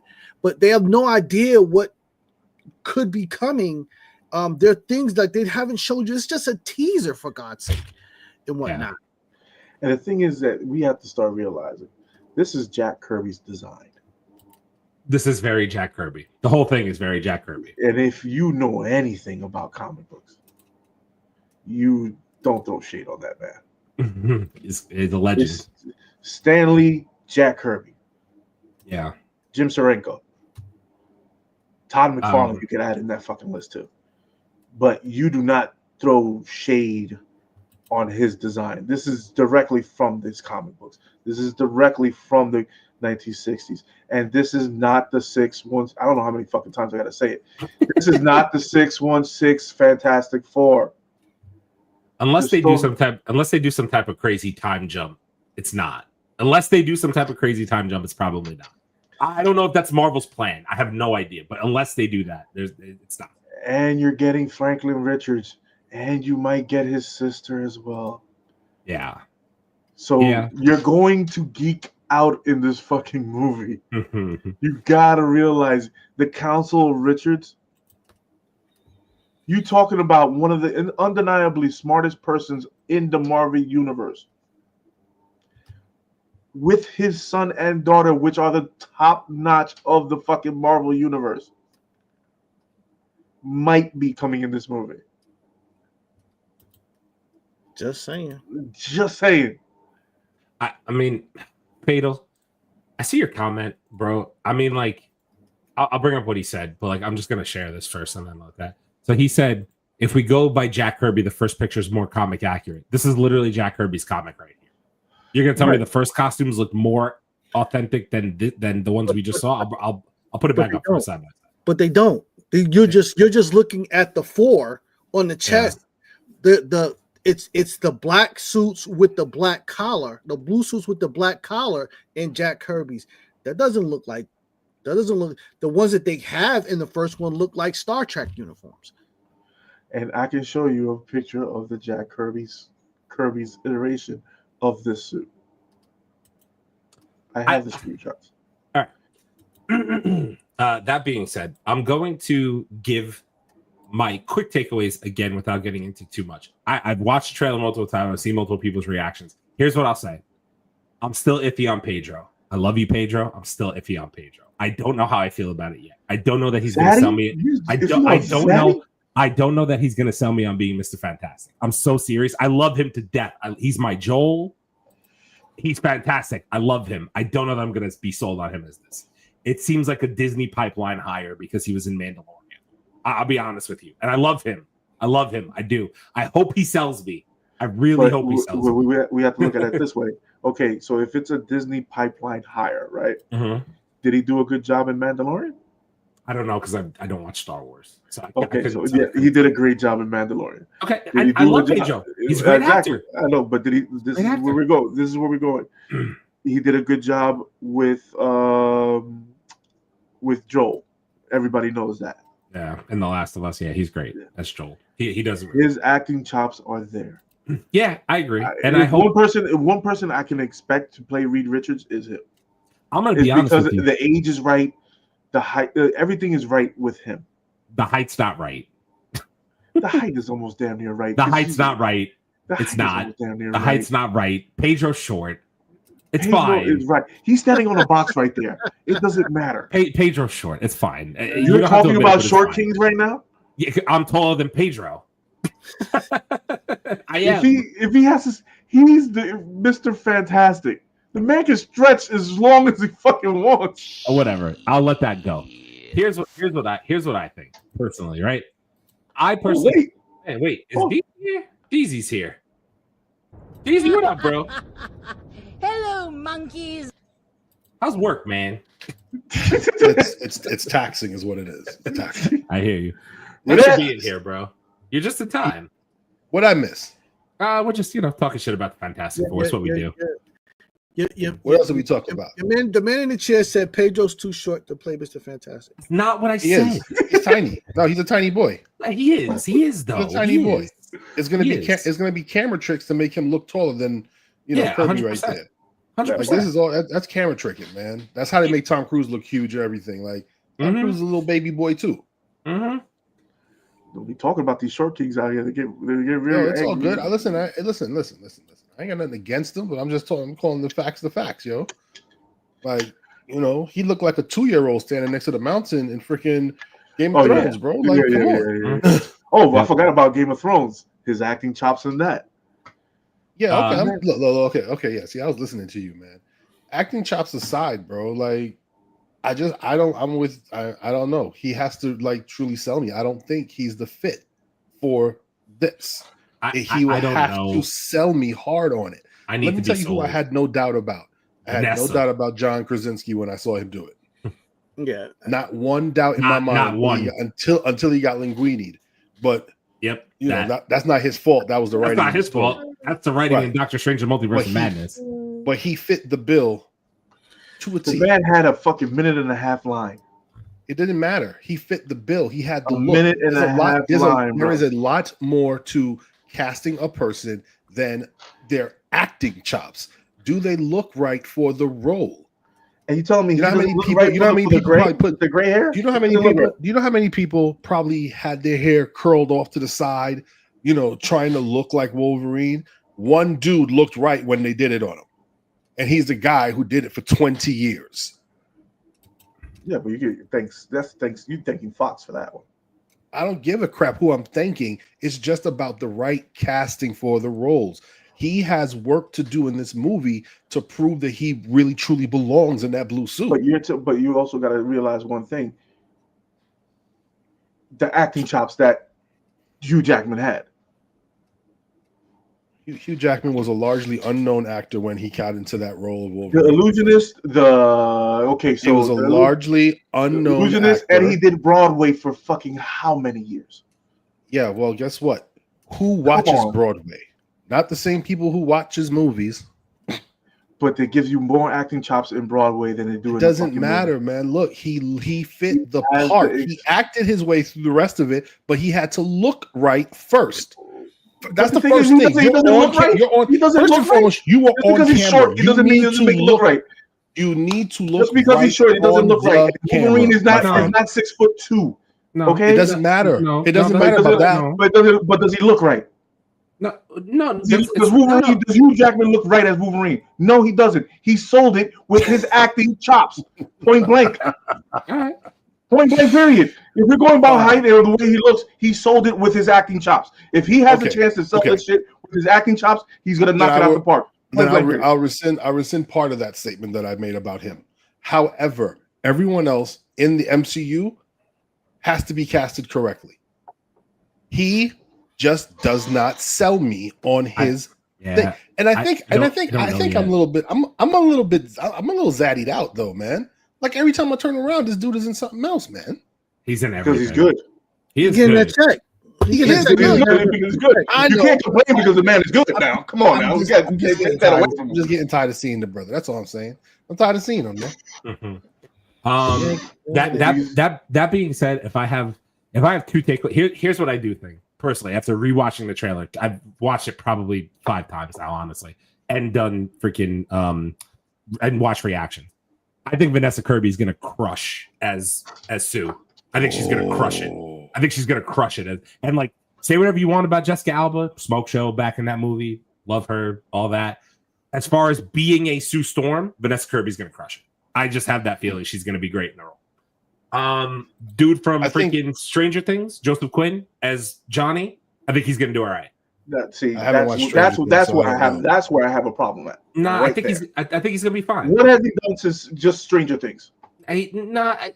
That doesn't mean he's not going to be good. That doesn't mean he's not going to be good. So I can use the same argument. I can use the same argument for Pedro. You guys are taking it from one movie. I'm taking it from fucking multiple years of acting, multiple years on stage, multiple years of doing the right thing and knocking it out the fucking park. Listen, I don't know nothing about that little kid on the end. I never watched Stranger Things. But you're taking it from a one show. He might suck. One show. He might suck. Fucking Stranger Things. He might suck. He's gonna fucking suck. He might suck. We don't know that. He might suck. But my probability is better though. I don't know if Pedro's going to be good or not either. He might be great in this. I don't. He might be absolutely great in this. Yeah, he might be great. Nobody thought he could pull off Joel either. I was worried about Joel, and then he crushed it. Because we doubt doesn't mean anything. We can doubt. There's nothing wrong with doubting. The reason why, okay, and this is me going back to, obviously you guys know, I've played both the Last of Us games hours and hours. I played them multiple times, right? Every time you see Joel, he's a gruff, very, you know what I'm saying? Like that kind of character. And when I see Pedro Pascal, I don't see that. But he pulls it off. The guy in the Corona commercials. Right. I see the guy in the Corona commercials, right? No, he's right, though. That's who I see. Oh, man. Aaron, you haven't seen Game of Thrones.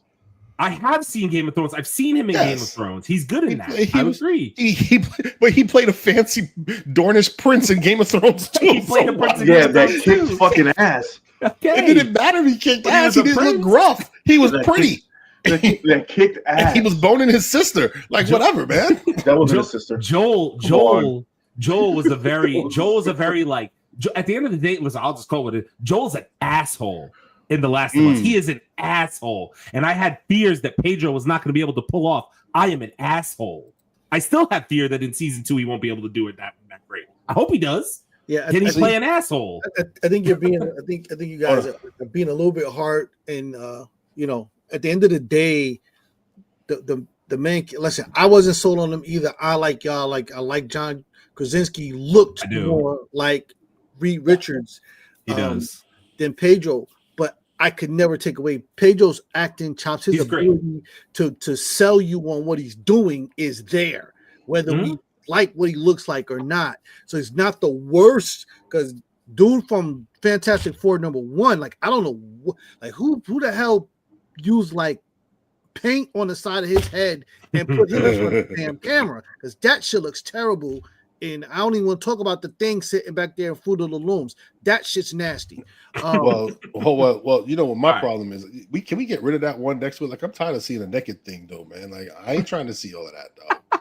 That's why they shadowed the middle part, bro. Like, who in the hell said, you know what? Thing just gonna be naked. Let's let him be naked with his shit out. Just walking around naked with his rock balls hanging out. Come on. So let's talk about the thing of it all. Let's talk about the thing of it all. Where is it? Here it is. Okay. So all 4 of the versions of the thing, and a lot of people. Give me 1994, son. Give me 1994. All day, every day. Let's go, son. He looked like a nigga from Brooklyn. Come on. A lot of people had issues with the way the thing looked in the Fantastic Four first steps. And listen, I if I had my gripes with it, I don't mind the look. I'll be completely honest with you. I don't mind the way it looks. I didn't like the voice, and I thought that sometimes the thing in motion in the Fantastic Four first steps looked weird. I will continue to say that. The running looked a little off to me. The mouth movement looked a little off to me. It looked weird. And I also just dislike the fact that I love Eben Moss-Baccarat. I think that's how you say his name correctly. I think he's a phenomenal actor as well as a voice actor. But I don't know why they didn't make his voice deeper and more. It sounds like him. I'm like, and now I picture him when I'm watching the thing. It's weird. Like instead, you could have voice acted a little more or changed the voice a little more to make it a little more baritone, a little deeper, a little more bass, put a little bit more bass, yeah. a little more bit more bass in the voice. That's all I needed, and I would have been good. And I said that when we looked at the trailer, like his voice should have been a little bit more gruff. I felt like the head should be a little bit more wider. It looks a little small in proportion to the body, but overall, I wasn't angry at what he looks like now. It is accurate. I felt like Fantastic Four 1994 was a decent look, but I felt like the eyebrow was a little heavy. The other two from 2007 and 2015, I don't know what the hell he was doing, bro. All right, so 2007, that looked a little bit too much. That looked just like Michael Chiklis, like for real. It looked like Michael Chiklis, but orange. But orange, yes. That's all. The one from 2015 looks like fucking Groot. That's just stupid. It looks like Groot. What the fuck that is, bro? Like it looks like they took a pile of rocks. They took a pile of rocks and they animated it. Right. It looked like what's the dude from the Thor movie? No, not even that. Oh no. Korg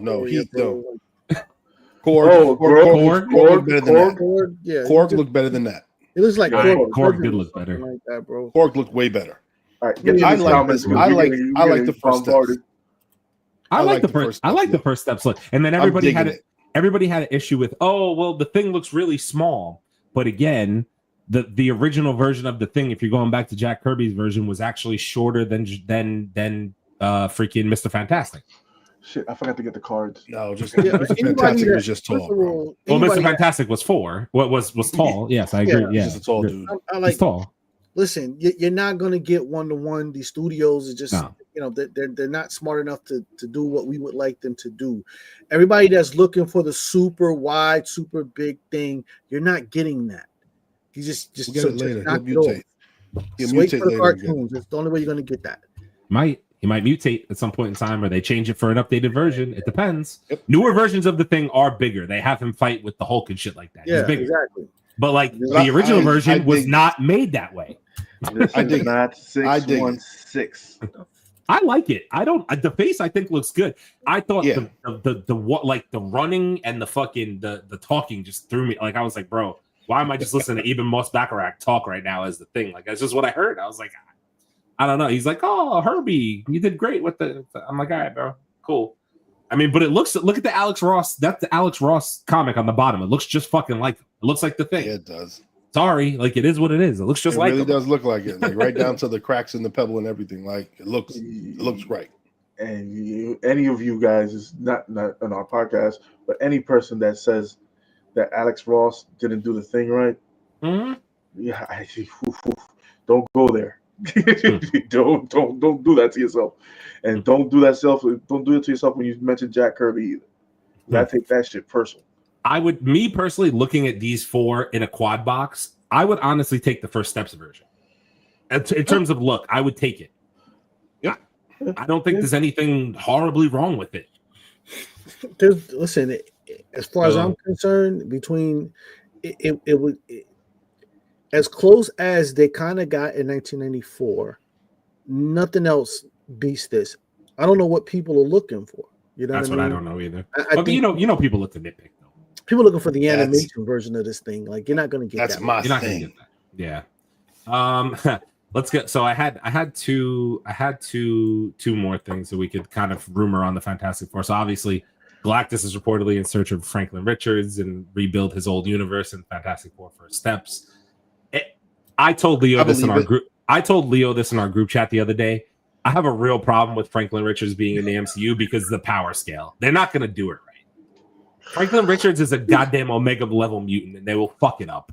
Like I love Marvel. No, he's past Omega. Like that's unless they're ready to do it. I mean, cool. And unless they're ready to do it, and I mean, they're supposed to reset. They are. And if they're going to reset and they decide that they're going in the world where we're going to have the Franklin Richards, we're going to have the Centuries, like maybe this is where it happens. Maybe maybe this will happen, you know? Maybe. Yeah. Did y'all talk about Kang already? Yeah. We did. Damn it, man. Did you? I mean, you can mention it briefly if you want. Go for it. I don't know. What if they bring Kang back? He meets up with Doom. Well, this is what we were talking about earlier. Like, Good. This All right, cool. So everybody thinks the way I think. To happen anyway. So yeah. If they're only gonna use Doom one time, like, yo, man, you gotta realize access to the Council of Kangs, and the Council of Kangs kills Doom. I love that thought. You got to realize one thing: this is not the only Doom. Remember, we're going into Secret Wars. It doesn't matter. This is the only Robert Downey Jr. Doom is over with. He's dead. All right. Before I go to the last slide, which I'll leave up in a second over here, I'm going to bring up the comments that people had here. So Fatal and Brother Man will kind of go back and forth here. So we're first, let me say, what up, Brother Man? Let's talk about it. Yeah, Brother Man said, what up, DZ? What you do, homie? Let's see. Franklin Richards won't be in this too soon. It's going to be an Origins movie yet again. I really don't know if it's going to be that much of an origin story. You're off on that one, Ninja. I don't know if it is. I don't think so. And also, you're going to realize one thing about this movie. It's not the 616. Pedro will do a good job. My only thing is, why didn't they show his powers in the trailer? And a small nitpick, what's up with the mustache? I mean, hey, back in those days, we had those porno mustache, okay? Leave him goddamn alone. Did Reed have a porn stash, though? Not the porno mustache. I got to look that up. I think he did. I remember him having a I don't remember. Too. I don't remember Reed having no damn goatee. I remember Reed having a goatee.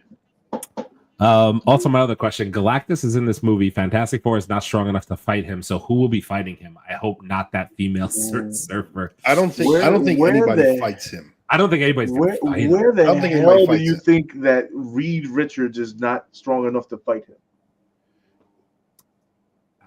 I don't know. What do you think? What do you think, Herbie? I don't think he's not gonna have enough prep time. What do you think, Herbie? What do you think is Herbie? He might tell Galactus, yo, bro, circle the block, come back and see me. I'll be ready for you then.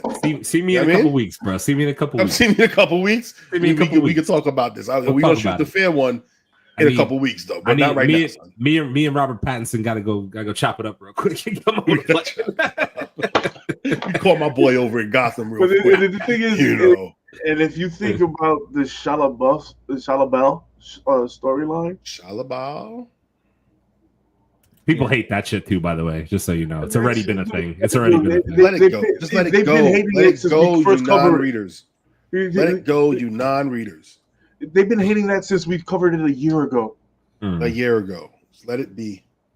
I mean, I do find it suspicious that Marvel didn't put her in the first trailer. I'll be honest with you. I thought they should have at least given us a shot of her. Something. It didn't have to be anything crazy. 616. It's the 616. Oh, but she's in this. She's in this movie. I know, but it's not the 616. Why do we have to? No. It's nothing to do. What does the 616 got to do with anything? No, it's nothing to do with Norman Reed. Norman Rad is 616 Silver Surfer. No, this is not. Nobody cares. Why didn't we not see what I'm saying her is, in why the did we trailer? not see her in the trailer for the movie? Teaser trailer, bro. I Why know, we gotta see everything in the No. teaser trailer? I didn't need a whole. I didn't need a dialogue. I needed a peek. I needed to see what she looked like. You get a peek. From here to like July. Let me see one cheek. Let me see one cheek. Duh. I'm trying to see, like, listen, is she chrome? Is she bronze? Is she? I don't know. I don't fucking know. Is she not? I don't know. Yeah. That's so wrong. I'm just saying. There's a lot wrong with me, actually. There's a lot. Let me see the board or something fly by. Yeah, I don't care. Something. Just show me the board. Show me some shit. I mean, look, I'm not gonna lie. It's a teaser. It's a teaser. I love the shot from behind on Galactus like that. I was like, oh yes. People are like, oh, they're hiding Galactus' face because it looks like shit. I'm like, it's not. It's fine. Cloud. It looks like MODOK. I'm like, yo, imagine Galactus. Don't be a dick. It's Darren. Galactus, don't be a dick. Don't do that. Don't be a dick, Galactus. Don't eat my planet. It's Darren. Don't do that. Do not do that. Shit. Oh boy. I'm having a good one. I'm 50-50 on the suits. I like the look, but they look like they're ready to go skiing. Dope. Let him go skiing then. Son. Yeah, I'm good with that, bro. skiing was popular back then. Yeah, you ever Sure, been in hell space? You kind of do wear a ski suit. Let's see. I'm kind of with Wendeezy on this. Pedro's a great actor, but he doesn't have the Reed look. But both you guys are right. Yeah, it's a bro. Listen, Pedro could shut me up again. I could go see this movie and say, "Damn, I believed him as Mr. Fantastic." I hope so. Like, damn. One thing we keep missing is one point we keep missing here. In the original story, the Fantastic Four does not fight Galactus and win. Silver Surfer tries to defend them, and then the Watcher intervenes and sends Human Torch to another multiverse to retrieve something called the Ultimate Nullifier, which was the only device that could kill Galactus and whatnot. And Galactus agreed to leave their planet. Chase, cut it out. Too much. Yeah, not doing any of that. Chase, They ain't doing any of that. I told you about reading those goddamn books. I told you get all that Page on top, page on the bottom, Don't do that. Listen, okay. I'm not gonna lie though. If they go that far, that might be dope. That'd be cool. Honestly, my man Jeffrey Wright, I think is signed on to play Hoatu in live action. If I think so. Yes. Mhm. So I think that could be definitely kind of ill. But if they do that, that would just be like Marvel, like bullseyeing at that moment. Bullseyeing it, yeah. Like, you know what I'm saying? I agree. So listen, Yeah. it's I think it's a great time to be a nerd. Yeah. I think this year is going to be fantastic. I'm going to go see this movie, and I may see it twice. I don't know. We'll see. Besides the photo you're showing, I don't care for the thing either. I don't get the hate. I don't get the hate for it that much. What exactly do you want him to look like? I don't get it, man. Like, what do you want him to look like? What do you want him to look What do like? you need to be? Do you want butt naked thing? Yeah, you want butt naked thing back? Or do you want the one that looks like an orange peel? My theory, you can't trust Marvel. Vanessa Kirby could be the leader of the team. I don't think that's what it is. No, I think listen. You're gone too far. Listen, I don't know. I haven't read all the Fantastic Four. From what I know of them, though, this has always been what it's been, right? So Reed is so smart that sometimes his intelligence almost gets the better of him. You know what I'm saying? And sometimes he needs the Invisible Woman, his wife, there to like reel him in a little bit and be like, "You got to calm down." It's something I don't know. The dude who said this was purple, had a really like a nutsack chin. Balance, as all things should be. And you got to realize in what relationship when does a woman doesn't run this shit. Damn real from the sideline. Let's go. If go ahead, sound off. If any of you guys in long-term marriage relationships, let's see. Are you gonna? Oh, okay. You're running down the list of going down these things. Polar posed a question, which I think Leo needs to answer. I saw him. This is not just about acting.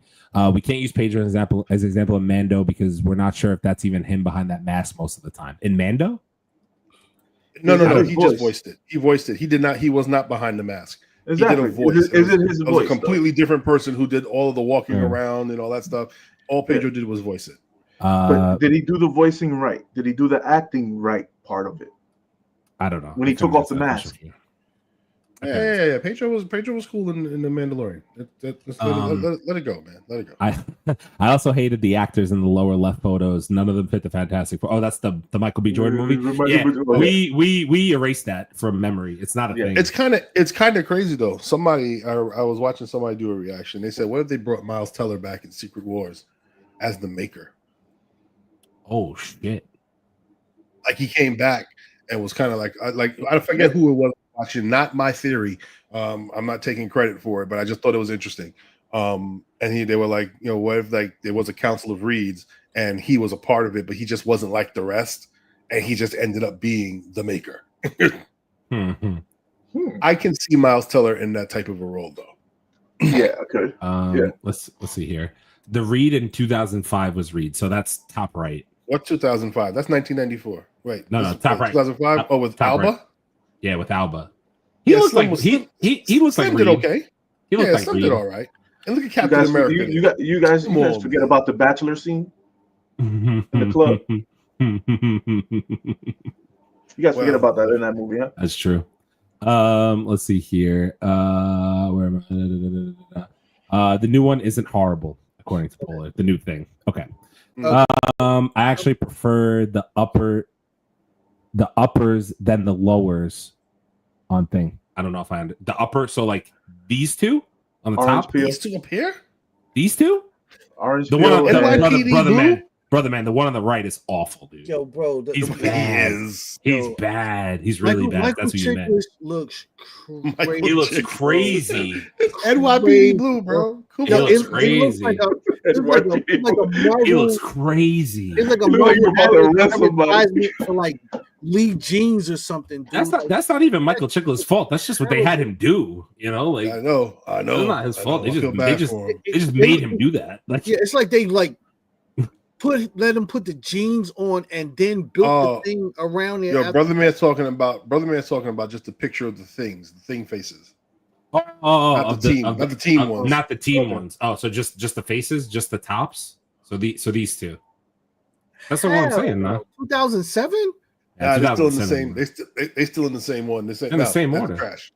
Yeah, I don't know, bro. Hell no, bro. I'm taking 90. I'm taking 94 and 2025, baby. Yeah, I think Yeah, so those are too. those are the two I'm taking.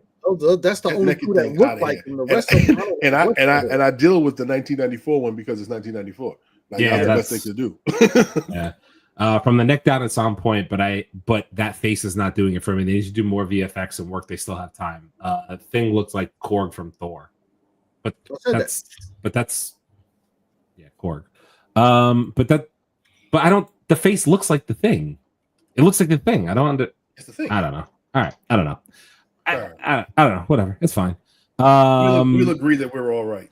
They're doing too much. Galactus is a Thanos type level villain. He's worse than Thanos.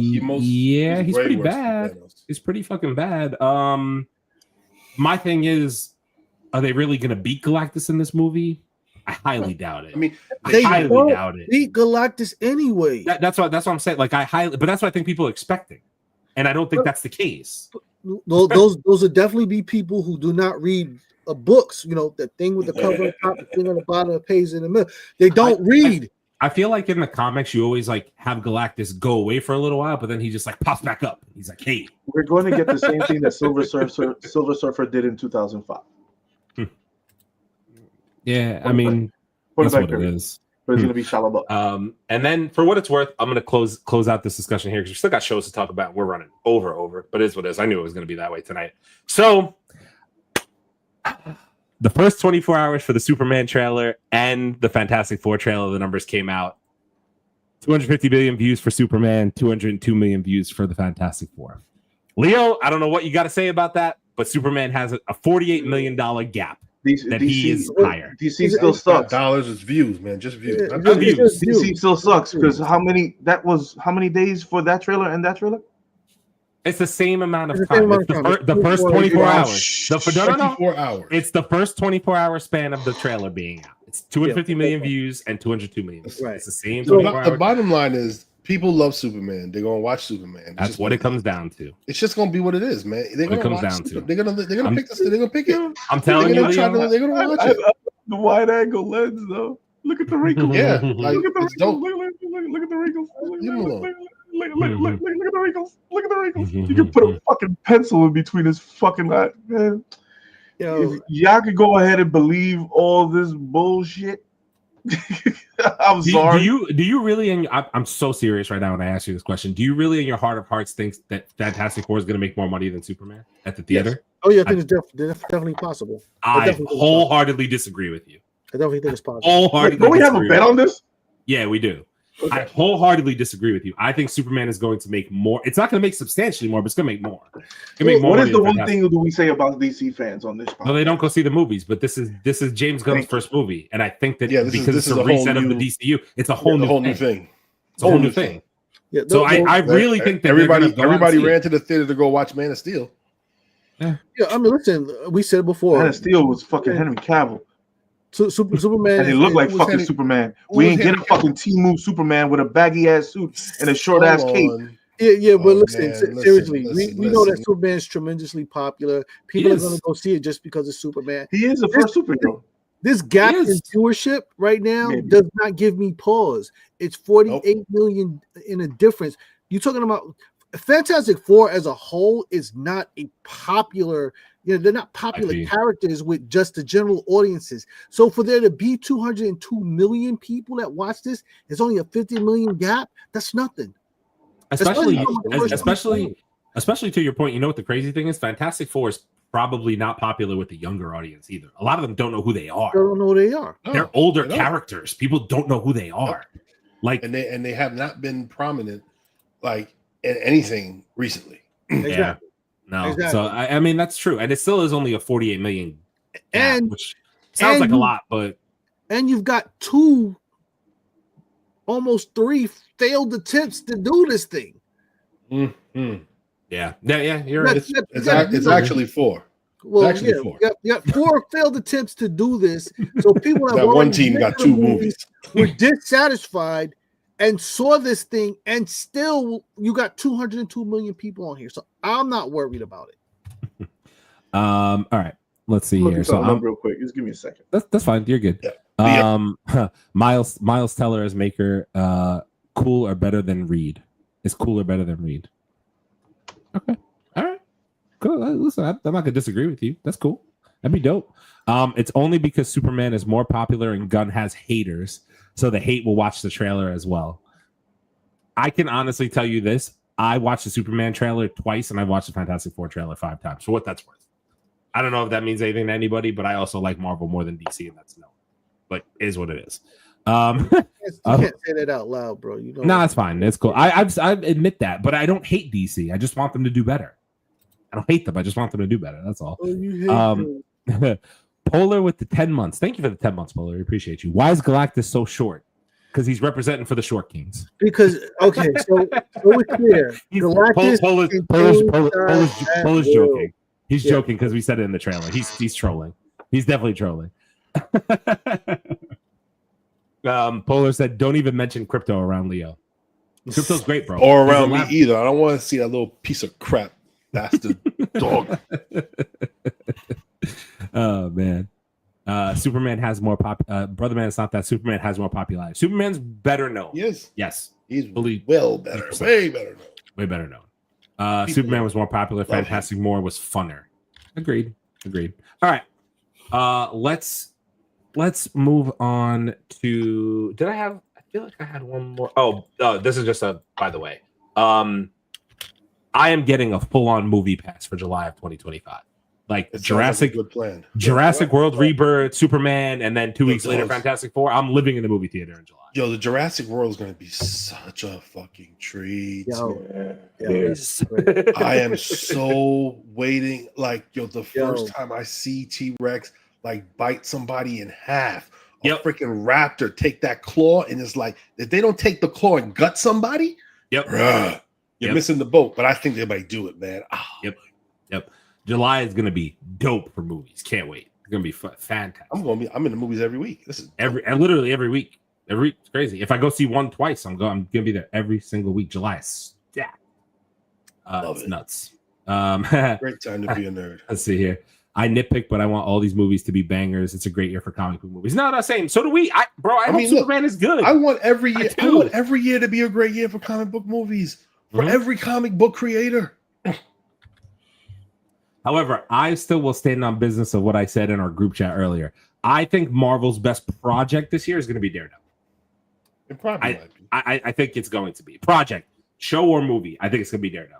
I'm standing on we'll that. have to wait. Look, we'll wait and see. We'll talk about it at the end of the year. Yeah, But No, I mean, 100%. it has the promise to be, because we don't know what this Fantastic Four movie is going to give us. All right. We're not overly excited about Captain America. Thunderbolts will be a laugh fest, but yeah, I think Daredevil might be running it.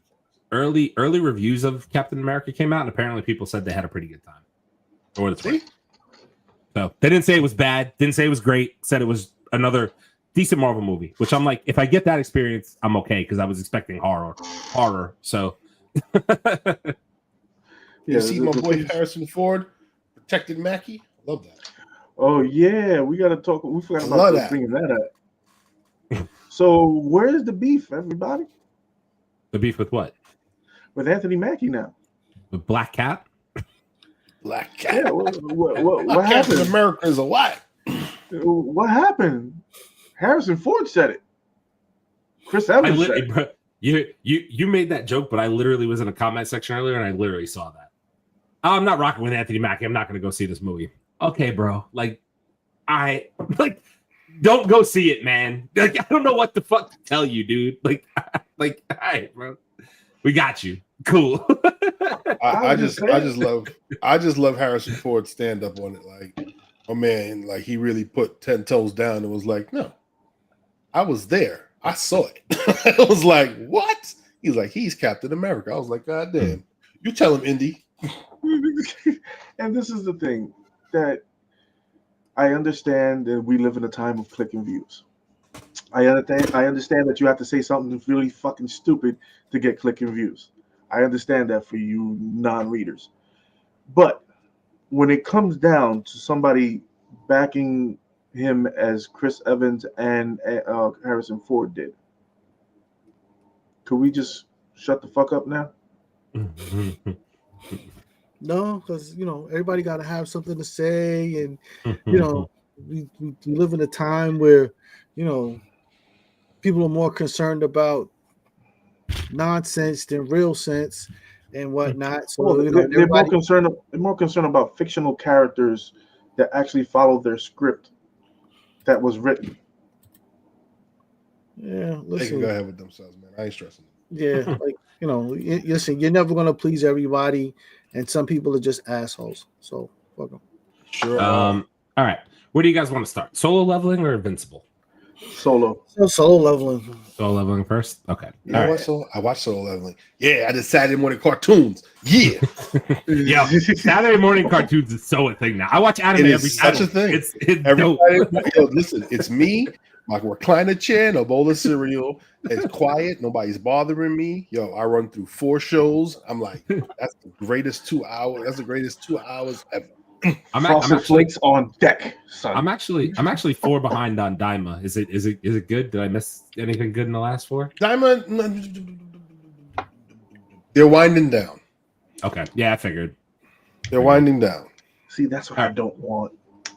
But it's coming to the end of the. It's the end of the season, so it's like they're close to whatever and whatever. So let's go Solo. All right, so Solo leveling. Episode 5, a little bit slower in terms of action, especially until the ending. You think? Well, the ending. I was going to say the ending picked up. The ending picked up. Bruh. Yeah, it did. And I would watch I watched the episode just to get to the ending. That was so what it was worth the wait. Yeah, it was. I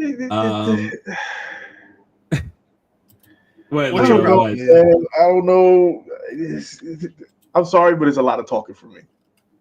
Really? This last episode was a lot of talking. No, I get what you're saying. I mean, I kind of agree with him. I get the part that they were going into I get the part that they going into the dungeon. He saved everybody. Blah blah blah blah. Did all this fucking thing. Right? Gotcha. Get to the shits. Yeah, but you're getting to the shit in the next one. Yeah, you got it. You got to get. You might get a fucking Goku screen for 3 more episodes. No, okay. Because Homeboy ain't gonna get off of that chair. This is definitely not on that level. All right. What you're getting and what you call is too much talking is all the story that you need to enjoy this show.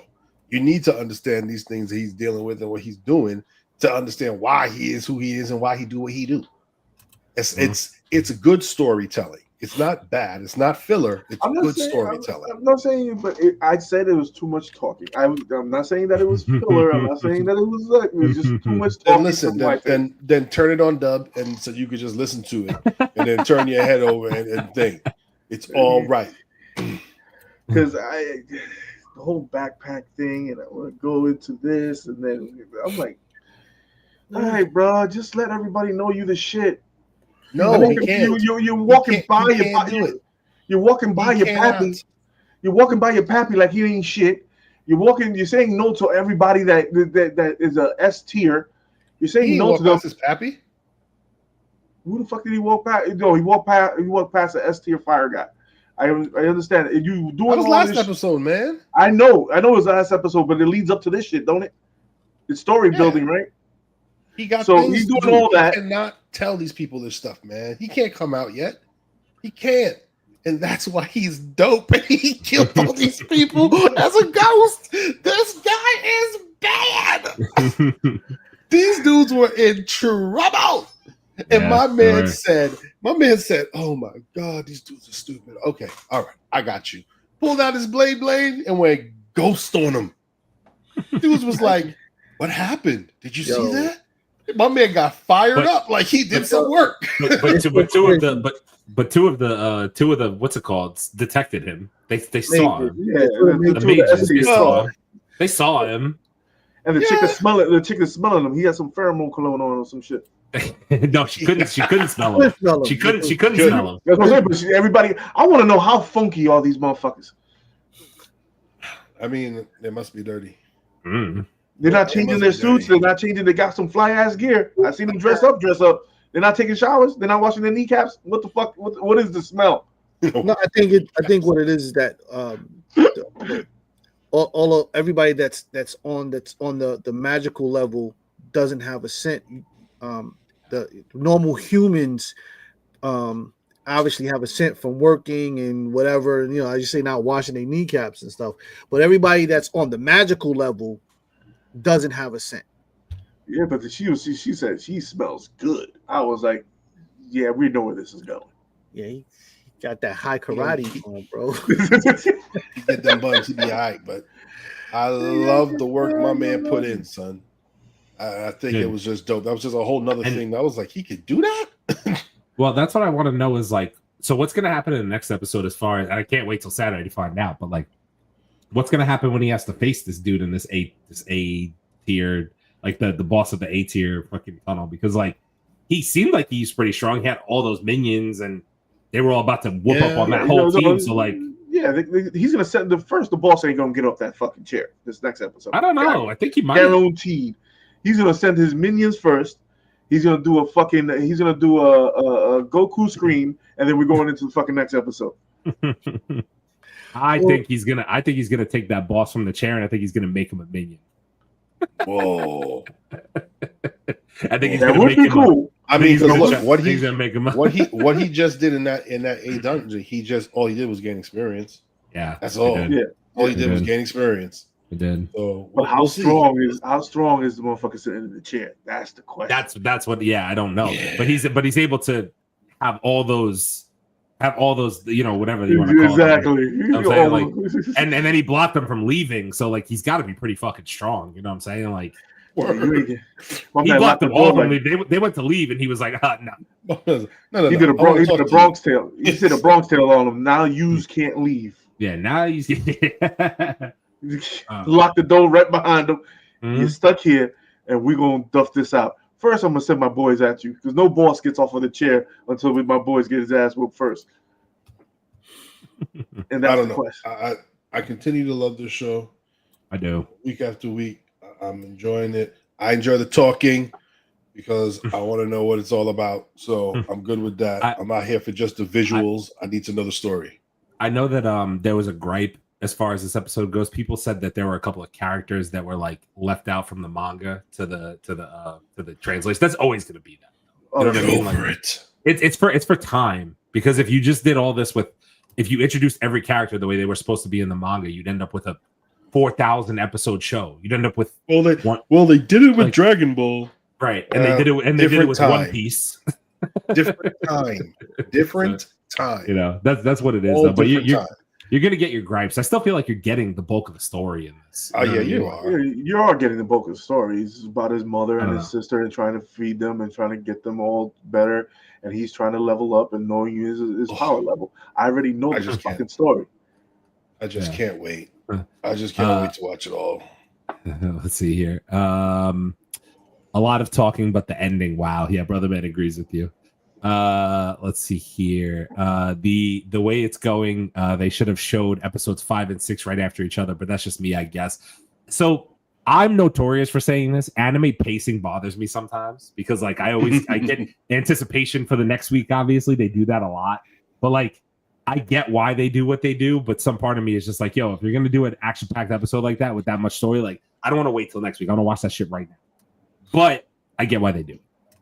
It's to make you come back and continue to watch. Gotta keep coming back. Gotta Views, man. Gotta give you the views, baby. The views. Yeah, they do. They do. And I mean, look, I get it. It's weird though because guess what?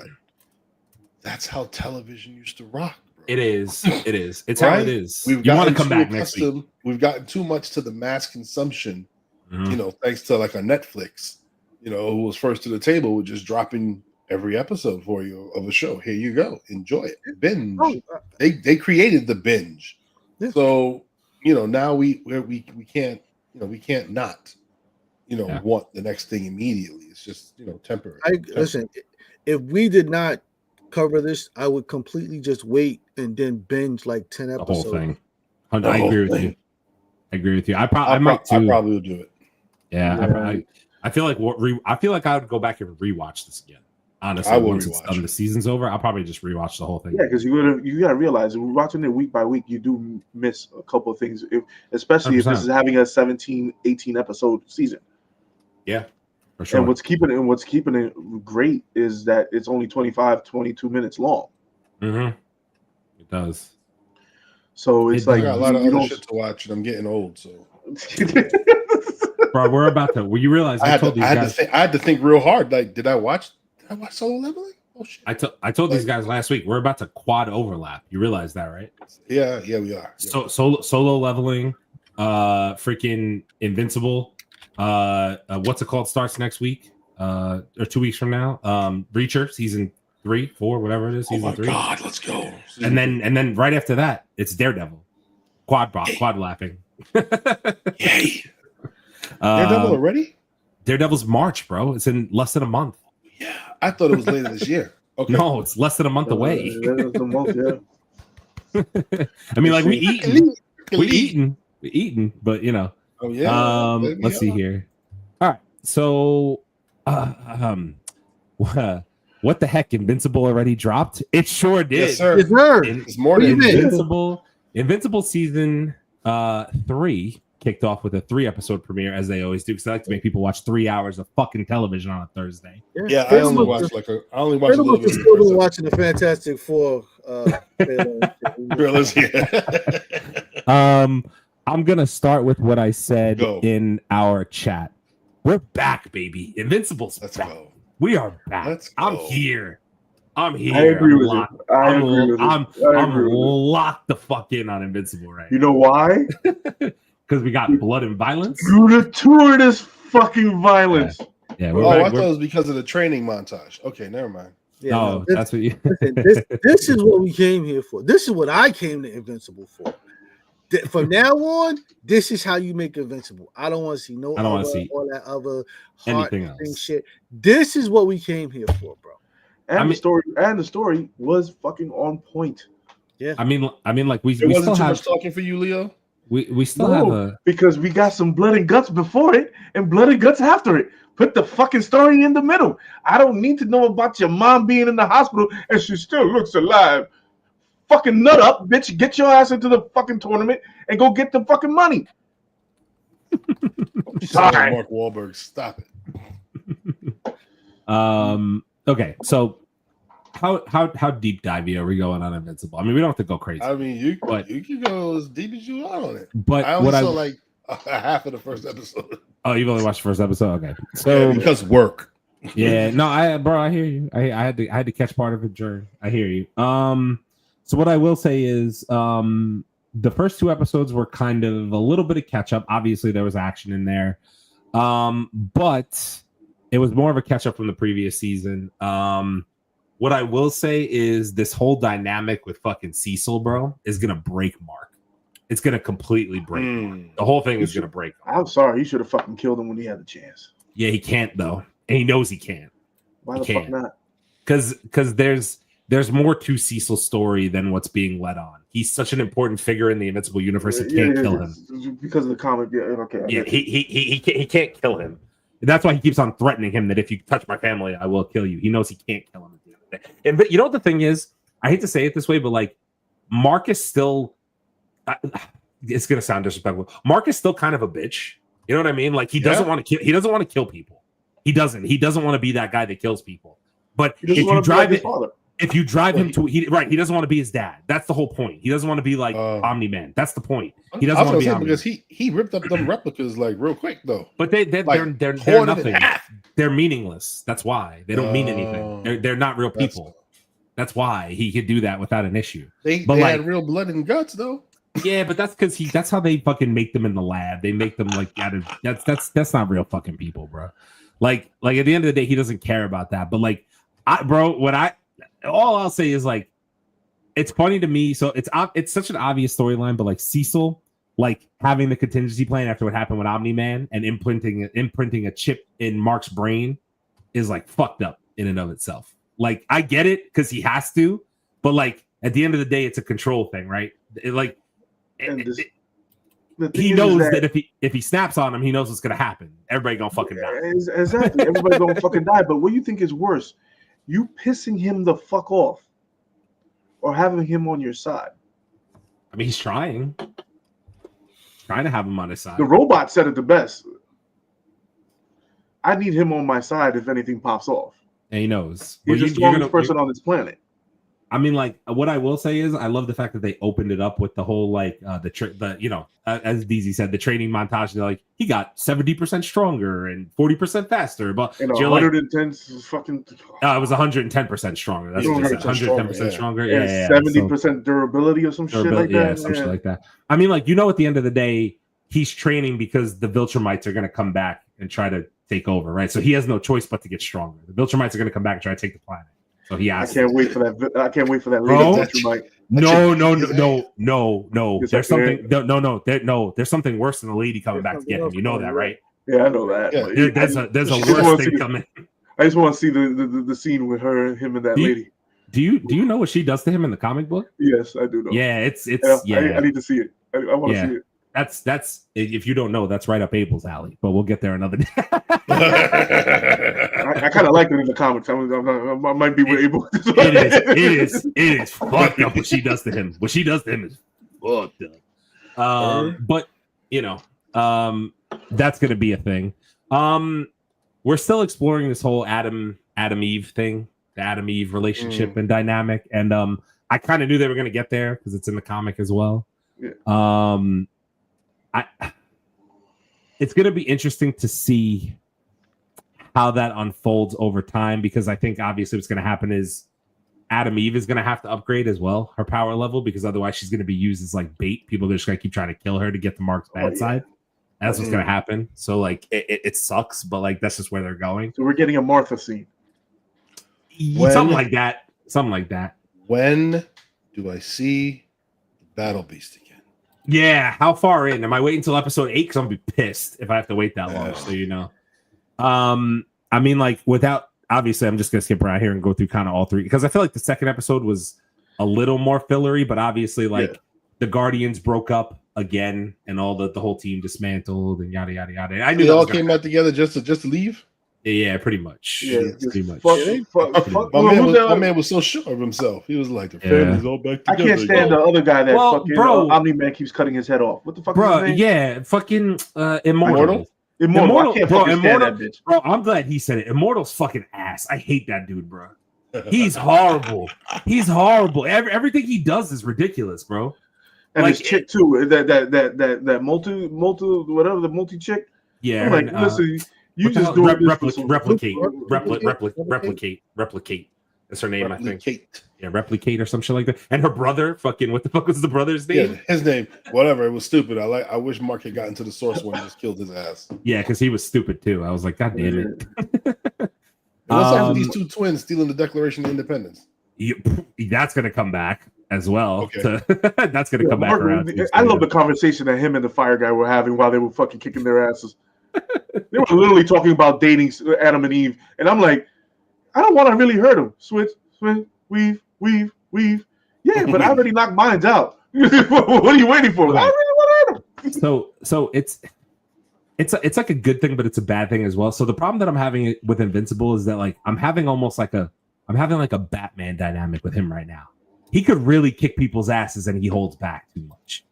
He holds back a lot. That's Superman too, bro. Right, he holds back a lot. Like he could beat the shit out of people, but it's the self-righteous thing. I don't want to kill people. I don't want to kill people. Okay, so that's fine. Like, and I get it, but like, I just sometimes I'm just like, dude, just fucking end the fight. Like, why are you getting cat caught and like, bro, just end the fight. What's your line there? Put the fries in the bag. Put the fries in the bag, bro. Just end the fight, man. You're stronger than them. Punch him in the face one time. Knock him the fuck out. I mean, do disrespectful shit like flick him or something. Yeah, like do some shit. Right in the middle of the head. Like, yo, bro. Go to sleep. Go to sleep. It's fine. It's like it is what it is. Oliver.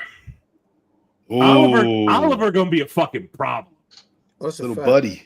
Oliver's gonna be a fucking issue in this show, bro, because he don't know what he's doing, and he's a kid, and I like it, bro. I was just saying how like what the fuck are their name? The Marauder twins, the Martyr twins. What do they call them? Is that what they are, bro? I was just saying in that last episode how annoying they are, and then Oliver took care of my problem altogether. He came up and said, "Nah, I'm done with this shit. I'll beat the brakes off both of y'all." I was like, okay. And that's the thing.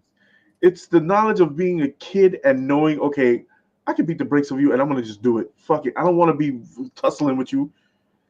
Oliver is an old man. He has old man strength. No tussle. Old man strength. He just wants to tussle. I'm not tussling with you. I'm gonna hit you twice. If you're lucky, you make the first one. The funniest line in this. So the Marauder twins, I don't like them as characters, but sometimes they have some funny dialogue back and forth. When Oliver punched the first twin and shattered his jaw off his face, and then the other twin walked up to him and was like, "Oh, you're gonna need surgery, but I don't even know if surgery's gonna fix what's going on with you. You're fucked up. Like you're really fucked up. I don't know if surgery gonna fix that. Like what he did to you, that's really fucked up." And he couldn't talk. He was like, "Oh, all right." He's holding his chin up. I'm like, "Oh, it's fucking disgusting."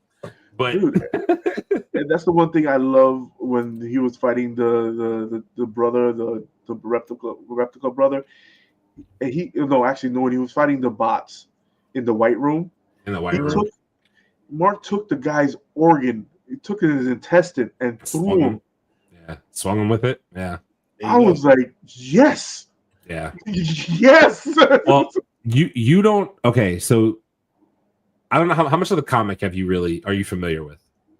Not much. I haven't done a deep dive. I got to Battle Beast and that's it. Okay, I'm getting the omnibus. Okay, so I'm not gonna spoil it for you guys, but here's what I will say: the significance of Mark changing into that blue and black outfit, you're gonna see a whole new Invincible by season's end.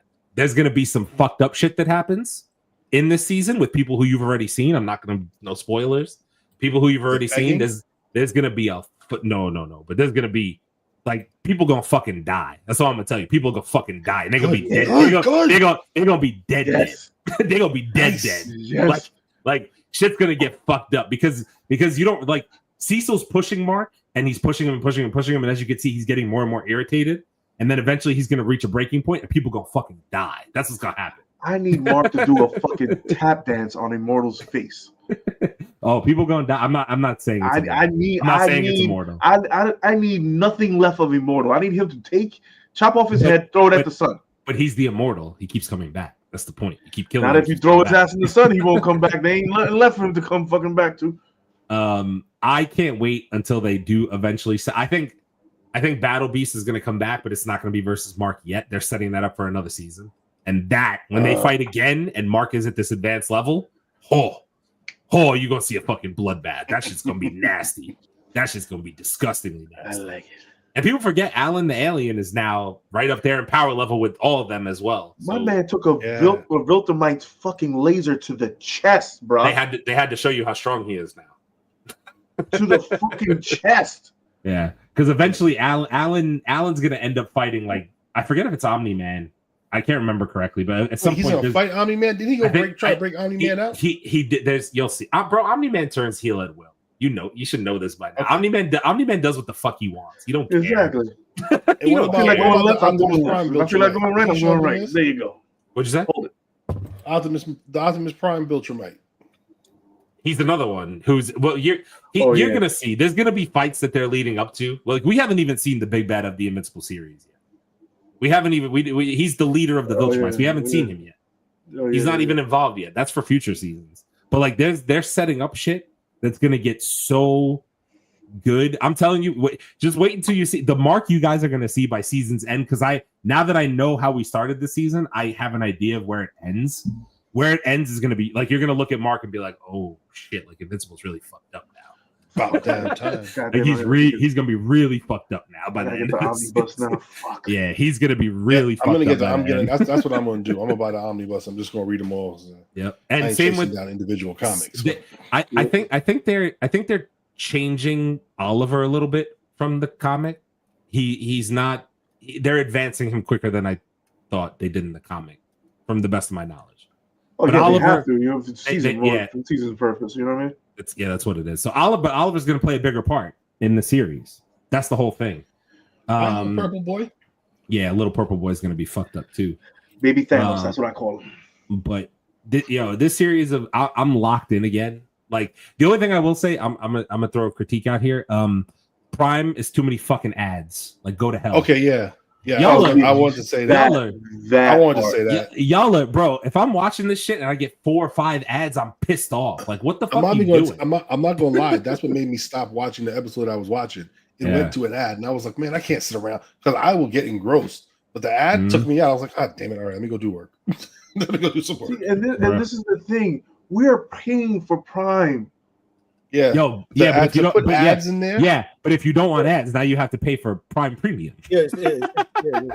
Prime's not Prime anymore. Prime is just basic Prime. And because I remember when Prime, free delivery. Fuck yes. Now we got delivery now. They always have free delivery.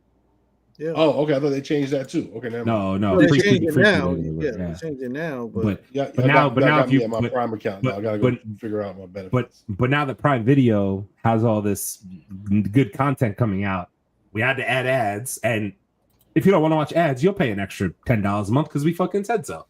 Okay, Prime, cool, good on you, I guess.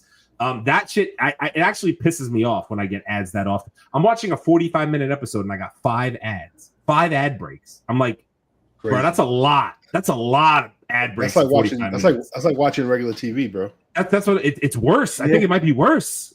No bullshit. Yeah. Like, and then the thing is that okay, you guys have Amazon has enough data on all of us. 100%. So you're showing me ads that I don't want to see, and then you're showing me ads that I'm like, okay, I'm watching the episode. You take, like Wendell said, it takes me out. Yeah. But there is other ways to get around the ads. This guy. I have no idea what you're talking about. Read the book. Read the book. Yeah, there you go. There you go. Right. Like that. No ads. Good save. All right. Let's get to these comments and we'll get out of here because we're obviously pushing 3 hours tonight. So let's see what we got going on here. Florian, I'm not gonna talk about NFL MVP stuff. Josh Allen won MVP. In case you guys wanted to know, he should have. Well, he should have. It was either gonna be him or Lamar. I knew it was gonna be that. Y'all are gonna have to take your eyelids back to catch all these shows. Nah, we're just gonna sit here and watch, bro. So watch and watch. I pay for all this shit. I'm watching all this shit. that part. I pay for all this shit. I'm gonna watch all this shit. There's a lot of shit to watch. So I'm in.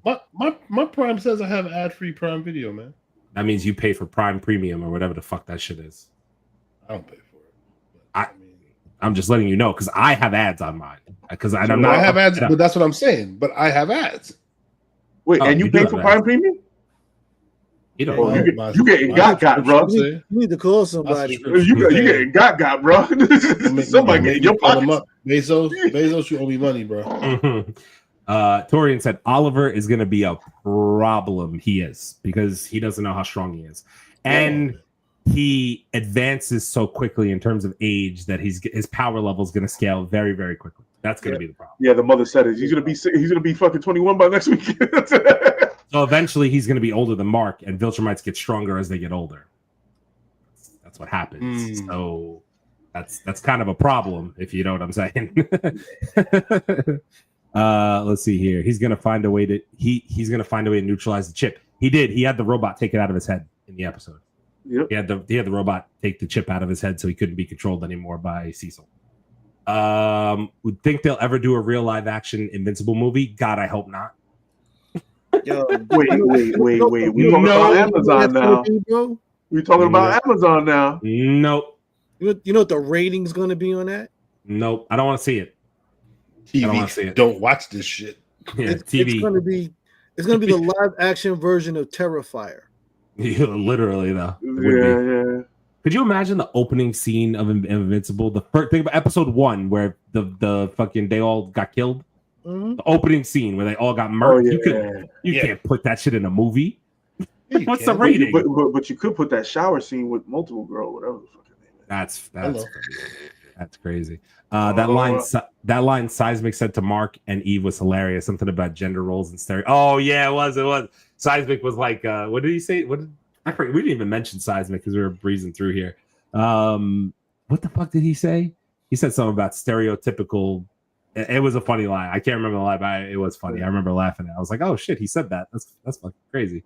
Conflict breeds growth. Yes, Mark is going to grow into Mark is going to be the strongest in the Invincible universe eventually. That's where they're going to get. Like, spoiler alert, that is what it is. That's what they're going. He's going to be truly invincible. He has to be able to beat the shit out of his dad at some point. Fuck his dad. Not his dad is the fucking the leader. The lead Viltrumites. Yeah, that's what I keep hearing is that he's a bad motherfucker. He's worse than Omni-Man. Shit. Worse than Omni-Man. He merely tapped their chin and turned their heads to mush. Yeah, Oliver. He killed those twins ain't coming back again. They're done now. No, they ain't coming back. They're done now. That's over. That was Mortal Kombat shit. Sure was. Sure as shit was. Let's see. Aaron knows all this because he's in the writing room. No, I watched a lot of stuff on YouTube about the comics for Invincible, so I have an idea of where the story is going already. And also he has a lot of comic books. Don't get fucking fooled. Invincible, I don't have that many. No, I don't. I have a handful, honestly. No, I have more than that. I lied. You forget that some of the times when you bought Invincible comics, I was there. I have bought a decent amount of Invincible comics.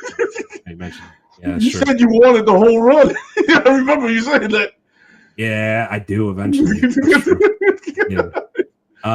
Finally, Aaron is the moderator. I'm always the moderator for this group, bro. What do you mean? Jeff Bezos don't care about y'all complaints about those ads. Just pay your annuals and deal with it. He show as shit don't. Fuck that guy. See, some of these motherfuckers just need a swift kick in the nuts. More streaming, higher fees. That's how it goes. More ads too.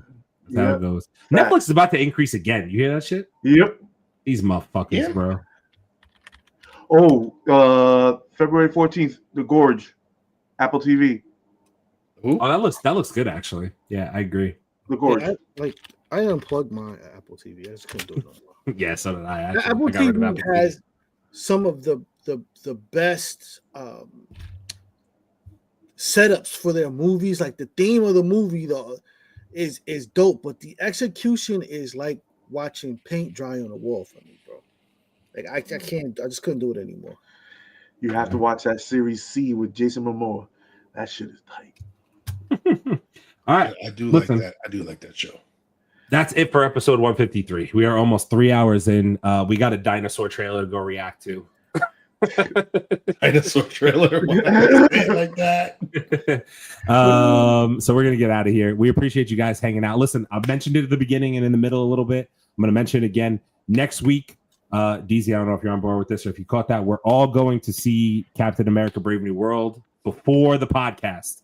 So we are going to talk about Captain America: Brave New World on the podcast Thursday evening, 8 p.m. Eastern. Well, probably not when the show starts, probably towards the middle or end, but because we're going to have a lot of shit to cut. Next week, I guess, are we covering Captain America, Invincible, and Solo Leveling next week? Yep. God almighty. Yeah. Yep. Be there. We have 2 things on the news. I'm tired. 2 things. That's exactly what I was going to say. There's only 2 things in the news.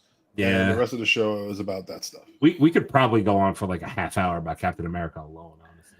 Yeah. But it's going to be a half hour. So listen, if you guys plan on seeing Captain America, Brave New World before the podcast next week, join us. If not, obviously catch on the playback. We hope to see you guys next week.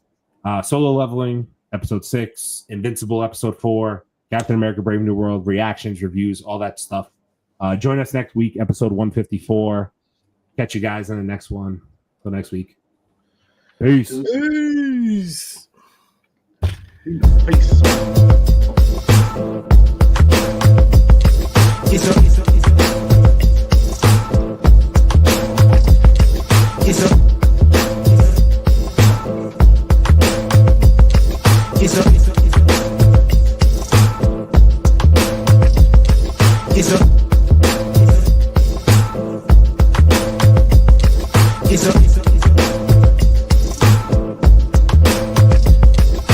Pull up at the spot.